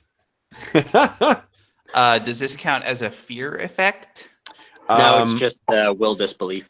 Normal. It's Okay. ghost sound. It's Yeah. cantrip. No. just It's so sound. what it is really what I'm getting you guys to roll for is to see whether Prophet didn't tell you she was doing this. Yeah, So yeah, you guys I- suddenly hear the sounds of Jenkins all around you. So I just want to see who's gonna fucking freak out. Gunthar is cool as a cucumber, and it's just like It's just Kairos. there's maybe just a hint of an eyebrow that arches a little bit. Doing the rock thing. Algar, you just sort of grip the halberd, but I guess you sort of sense that like, no, this is clearly there's a connection here. Kairos, I start stabbing the walls. yeah, you're just Screaming. Chasing the and looking sound around down. everywhere. You realize everyone else kind of looks over you like, what are you doing? Do not hear the voices. They'll shock me again. Yeah, I made the voices. Oh, I show him like my piece of wool because it's a clear material component. I would have been like muttering and moving my hands and just like, dude, you cast spells. How did you fail this? I give her a look. Yeah, I think I might study target on You can't see Prophet me, because so- I'm kind of annoyed. Yeah, like I don't think you're not afraid, Vortimer, but you definitely like there was more than half a second that you were like Jenkins, and then you realize like, oh. Okay, Yeah. so what does it look like? As I guess like she can't see you. I know that's the Yeah, but she Yeah. can sense that's the level of malevolence that I can project when I am pissed off at somebody for doing something like this. She can sort of sense it's that, feeling on the back of your neck of being watched as I study target on Prophet. Yeah, the low level growl. Wow. Yeah. Okay. Not So- gonna I be was like, accurate, did you have a better idea for making Jenkins come out of hiding? I don't have to like it. What do we know about Jenkins' behaviors? What do we know? Would they have picked up and gone, moved on to another? Well, they're fey, Campground. so they might have just left if we stole their idol, which I did. And if they're following orders from Hellion, the town has bigger problems than Jenkins now. They might have just gone to cause trouble somewhere that doesn't have a torch out. That reminds me, my eyebrow goes up and I was like, I heard a voice when I picked up that idol. I think I took their link with their god. Oh, I'm now the priest of Hellion. Maybe you I should have haven't shouted out, "We're here to worship Hellion," or whatever Yeah. Algar said. Yeah, there you go. I could. Yeah, do it. I'll give it a shot. All right. I pull the idol out and I make a bluff check. Okay. What are you trying to do here? Sorry. I'm trying to say, Hellion calls for your attention, small fey ones. Okay. I So have a message. it's incredibly convincing. You you guys would think, and I mean, Kairos is a bit of a drama nerd, I guess, because he's a Yeah. Scald. Yeah. So he it's incredibly convincing. Like you would think that he is that he's a devotee of Hellion, but there's a crushing silence afterwards.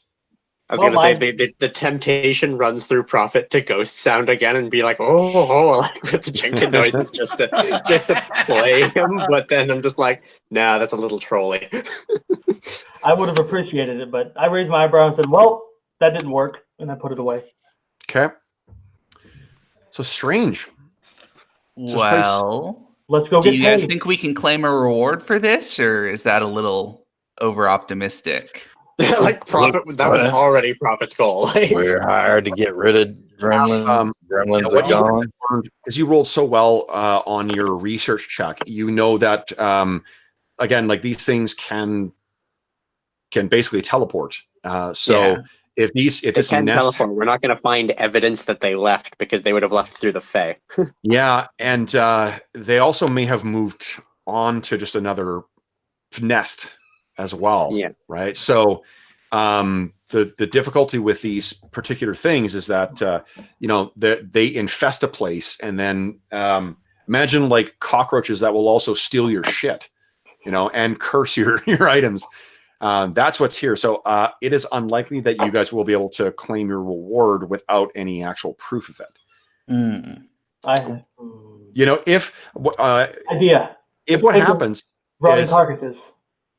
if what happens is that the gremlins do not come back, then over a certain period of time, you guys will be able to say, look, we face these things, we drove them off. Then you can try and claim your reward. But right now, you've got no proof that that's actually happened.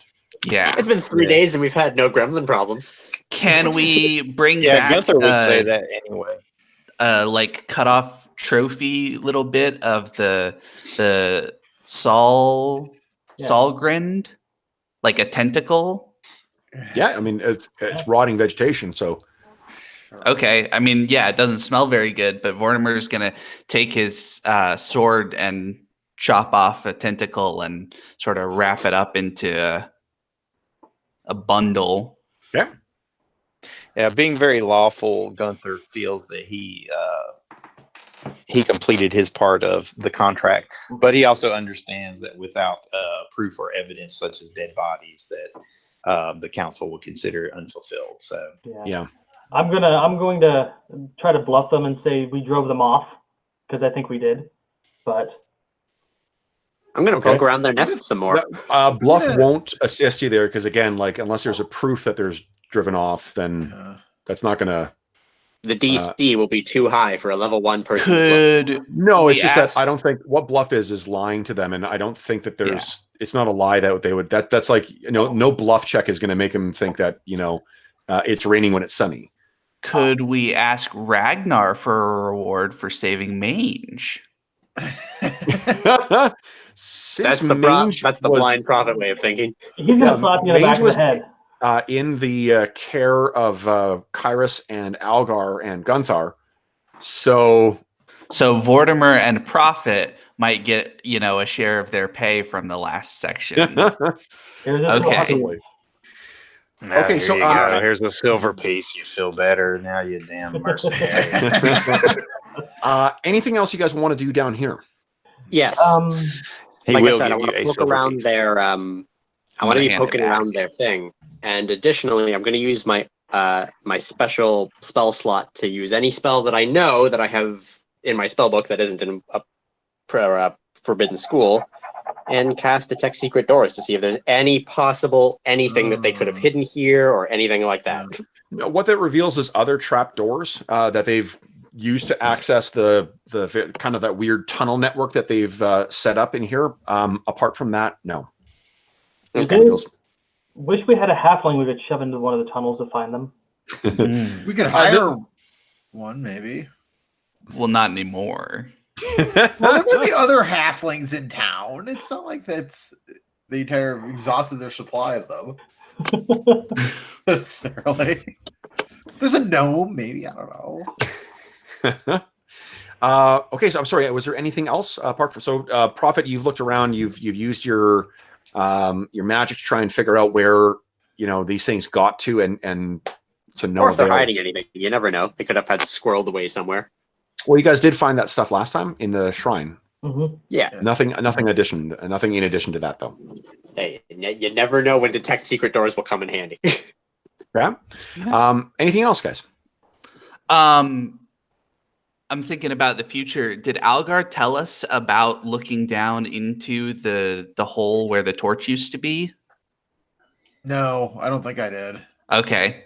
Well, then I think Vortimer is going to suggest that we go up and look around up at the top of the summit and see what's going on up there. You guys can. I think that because Algar, you had said that you were going to be asking about rope as well, too. Yes. I imagine that like after the third time you asked people like, how much rope can we string together? Do you think we can get 300 feet together? Yeah, Someone's going to be like, what the fuck are you doing with rope? Yeah, And that's sprung out there like, oh, we're going to go black down. hole.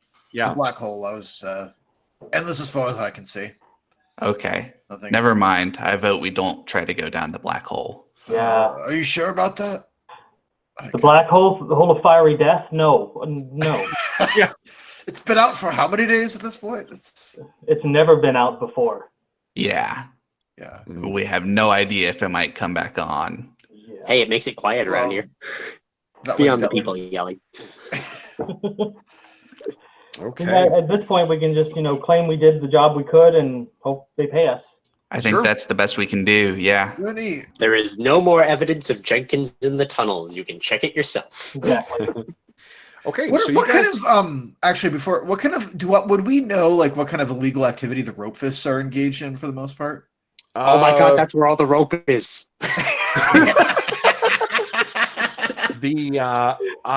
what is it you're trying to figure out? I don't know. I'm just trying to think if they might have an idea of maybe Jenkins activity if some people they're trying to steal stuff and it turns out that there's somebody beat them to it all the time, then there might be evidence that the Jenkins are still Oh, around. I see what you mean. Yeah. I don't. Who's got training in knowledge local? I do. Yeah. Okay. Give me a level, I'll have training in knowledge local. Stuff have knowledge local. Okay. So yeah, I think with a roll that good, you probably know someone who's like in passing. It's not a buddy of yours, but you know someone you could talk to in the rope fist to see if we can get some more info. Yeah, Vortimer, I think it's Kairos is the one you're going to want to talk to. Yeah. And I think it's probably, you may think that you've got someone, you're like, oh, I'm friends with someone. And it's like, at some point you kind of stared at someone and they stared back at you and then they went away and you're like, we're friends now. So That's Kairos good. actually has someone he knows, but you've just got someone that you were oddly off-putting around. So you guys extricate yourself from the gremlin kind of lair.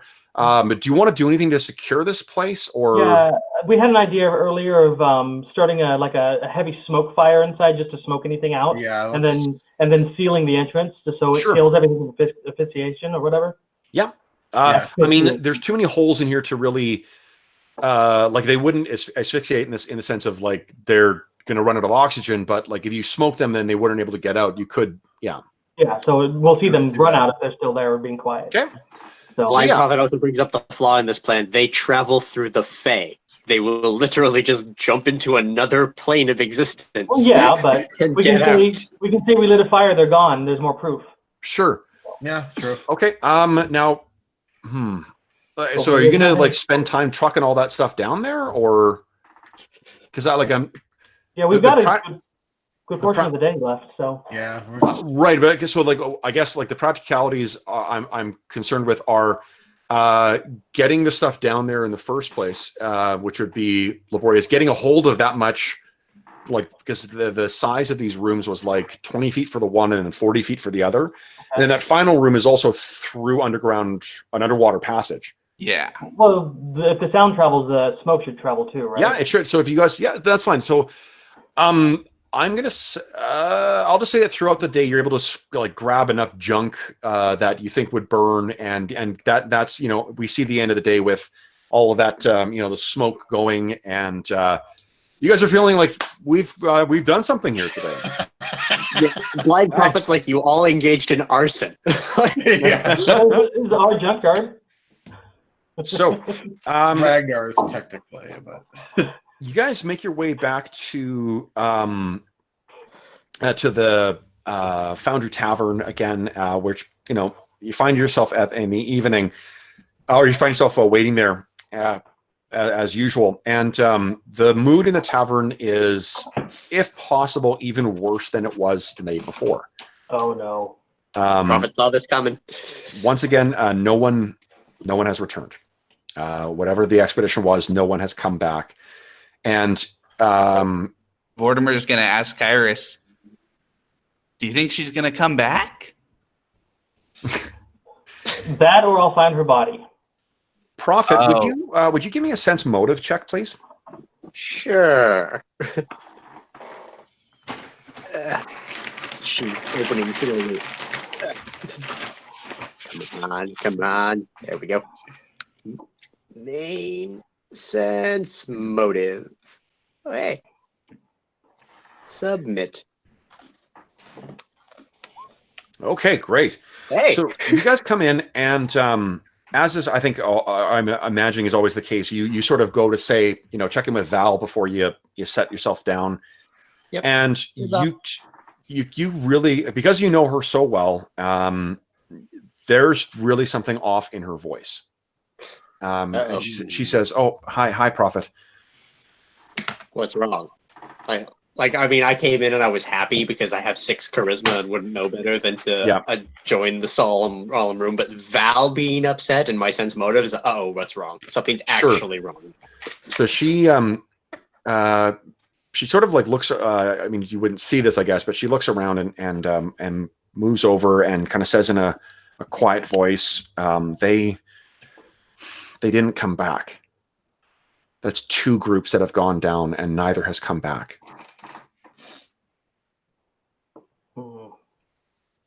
Can the rest of us hear this, or is this just? I think she is trying to keep it down to. Okay. Yeah. Although you know what, give me a perception check. Let's see if because it's possible you may have overheard. Your hearing is really crazy too. Oh, we lost Jamie.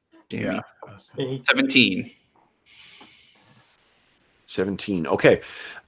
You can hear her. I don't think that's quite good enough.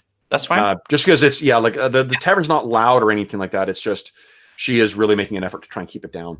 So she leans in and she says they haven't come back, and Dad's planning to lead the next expedition down. Oh, okay. Like Prophet goes dead silent. Like, that's concern for her if Connor is going, especially with 2 groups that have not come back. She trusts Connor's abilities because he is obviously her mentor, better than her. Yeah. But she also knows one wizard doesn't do much, so he's gonna need people to back him up. Like, who's going with him? Like Yeah. the idea that they're sending Connor with nobody else is baffling to Prophet. No, who are they sending? It's got to be like the militia. He said Dad is leading the next expedition. Yeah, I know, leading, but who's going with him is like Prophet's thing. Like, Yeah. people who can protect him, right? She says there's some that Sonder boy, he's going, and then some others as well that Dad picked, but Guys, I don't know. They're both. This is. I'm sure he'll be fine. He knows what he's doing, but He does, and I do my best with my gross extra fingered hand and like reach it over her shoulder and like comfort her sure. to the best of my blind abilities. You know what you do pick up, Vortimer, is just because you did roll fairly well. You do see like. This is a side of Prophet that you don't see with anybody else, So, and I don't think that you necessarily, because of your unusual way of processing emotion. Yeah. You're not necessarily, chalking it up to anything. And at that point, so you guys are sitting down. You've seen that. We now cut to Gunther.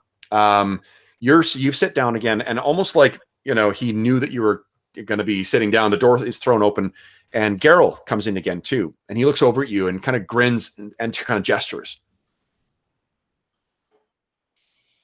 Do I see Geralt, or do I hear Geralt come in and know it's Geralt? Yeah. Oh God, because that is when doom sets in for Prophet. Like, oh my God, they're sending that asshole. So Gunther, that is who Connor picked. do you join him? We'll be wrapping up. Jamie's popping in and out on the Hangout and on Roll20. Oh, okay. Jamie, you haven't. I know you're muted on the G Plus call right now. The Google Hangout. Oh, there's two of you on there. Jamie, maybe type in Roll20. Can you hear us? Yeah, sorry. I'm having some issues. Yeah, no problem. Dropping We'll be in and wrapping out. up in a second here. On another line there, so sorry about that. Oh, that's okay. So usually the most fearsome foe that we face in this is tech issues. So Yeah, that's just always fitting with. weird. Yeah. So what's happened? You may, in case you missed it, Geralt has walked in, and we know that you guys know that the second expedition has not come back. And what Prophet just learned is that Connor is planning on leading the next expedition. And you guys are all just basically fresh back from like trying to burn out the gremlins. And Geralt has just walked in and sort of gestured for you to come over again. Carol, seems you're intent on doing this. Well, I'm going with Connor. Those other, you're in good hands at least. Yeah, and that last group, they don't know what they're doing. We've got Geralt, we've got Connor leading us down. This is easy money. Don't you see that? Yep. Best of luck to you. Hope you make it. Well, I suppose there's who needs luck when you've got a wizard on your side? You gotta hit you. Oh, all right. I gotta go see. I've got to go see her. Whose name I forgot already. Connor's got Amelia. the know-how. Connor's got the know-how that you need. You'll be in good hands. Yes, I agree. All right, I'll have stories, and next time when I come back, you're paying. That's right. Drinks are on me.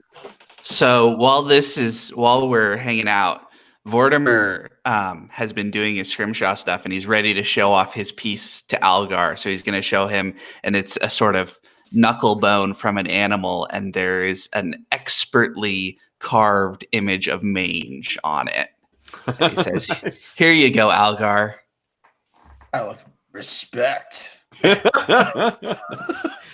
Okay, so I think, guys, that's where we will leave things. So 2 expeditions down into whatever lurks beneath Torch, and 2 yet to return. What will be happening with Connor's expedition? We'll have to find out in 2 weeks' time. So let me get out of game here, and we'll commence with the outro. What are we doing here? Stop sharing. Boom! Come on, you. There we go. All right. So for those listening at home, thanks so much for watching. We hope you have enjoyed episode 3. Is that right? 4. Holy smokes. Of our Iron Gods campaign. As always, if you have any comments, questions, or concerns regarding the session, please don't hesitate to leave a comment in the comment section below, and I will endeavor to return or respond in a timely fashion. Alternatively, you can reach me on Twitter at Dungeon Musings, or you can shoot me an email. And my email address is dungeonmusings@gmail.com. In addition, if you're enjoying the content on the channel, I have a podcast where it's called Dungeon Musings, and you can find it on all podcast platforms. The podcast is not actual plays. It's more dealing with theory of gaming and things like that. Most recently, I posted a podcast dealing with 10 rules for designing one-shots. So if you're interested in seeing that, you can find that on your fine podcast platforms everywhere. You also may notice that there is a link in the description of the video to something called Heroes Save Villages. That is the charity fundraising campaign that we run on the channel. Last year, we raised over $1,000 to help the very good people at SOS Children's Villages International with the very good work that they do, helping out children living in very difficult circumstances. So if you enjoyed the content on the channel, you enjoyed the session, I just ask you to consider clicking through to learn a little more about the charity campaign. All money that is donated to them goes directly to them, helping them do the work that they do. None of it's eaten up by other bureaucracy, and none of it goes to the channel. So it's all just helping them do the very good charity work that they do. Last but not least, I want to thank my players. So guys, Arlen, Brandon, John, Isaac, and Jamie, thanks so much for playing today, guys. Thank you. Thank you. The last thing, I keep forgetting to mention this, but if you enjoy the session too, and you want to be notified when we are streaming live, be sure to hit subscribe and hit the bell icon as well. I know it's a fucking pain in the ass thing you hear on every YouTube channel, but it does give that's the way you get your notifications. So if you do want to join us in chat when we're playing, as some fine folks have done today, and I've been ignoring, so my apologies for that. Hit those buttons, subscribe and bell, and then you will be notified when we go live with our next session. So until then, thanks again for watching, folks, and until next time, happy gaming.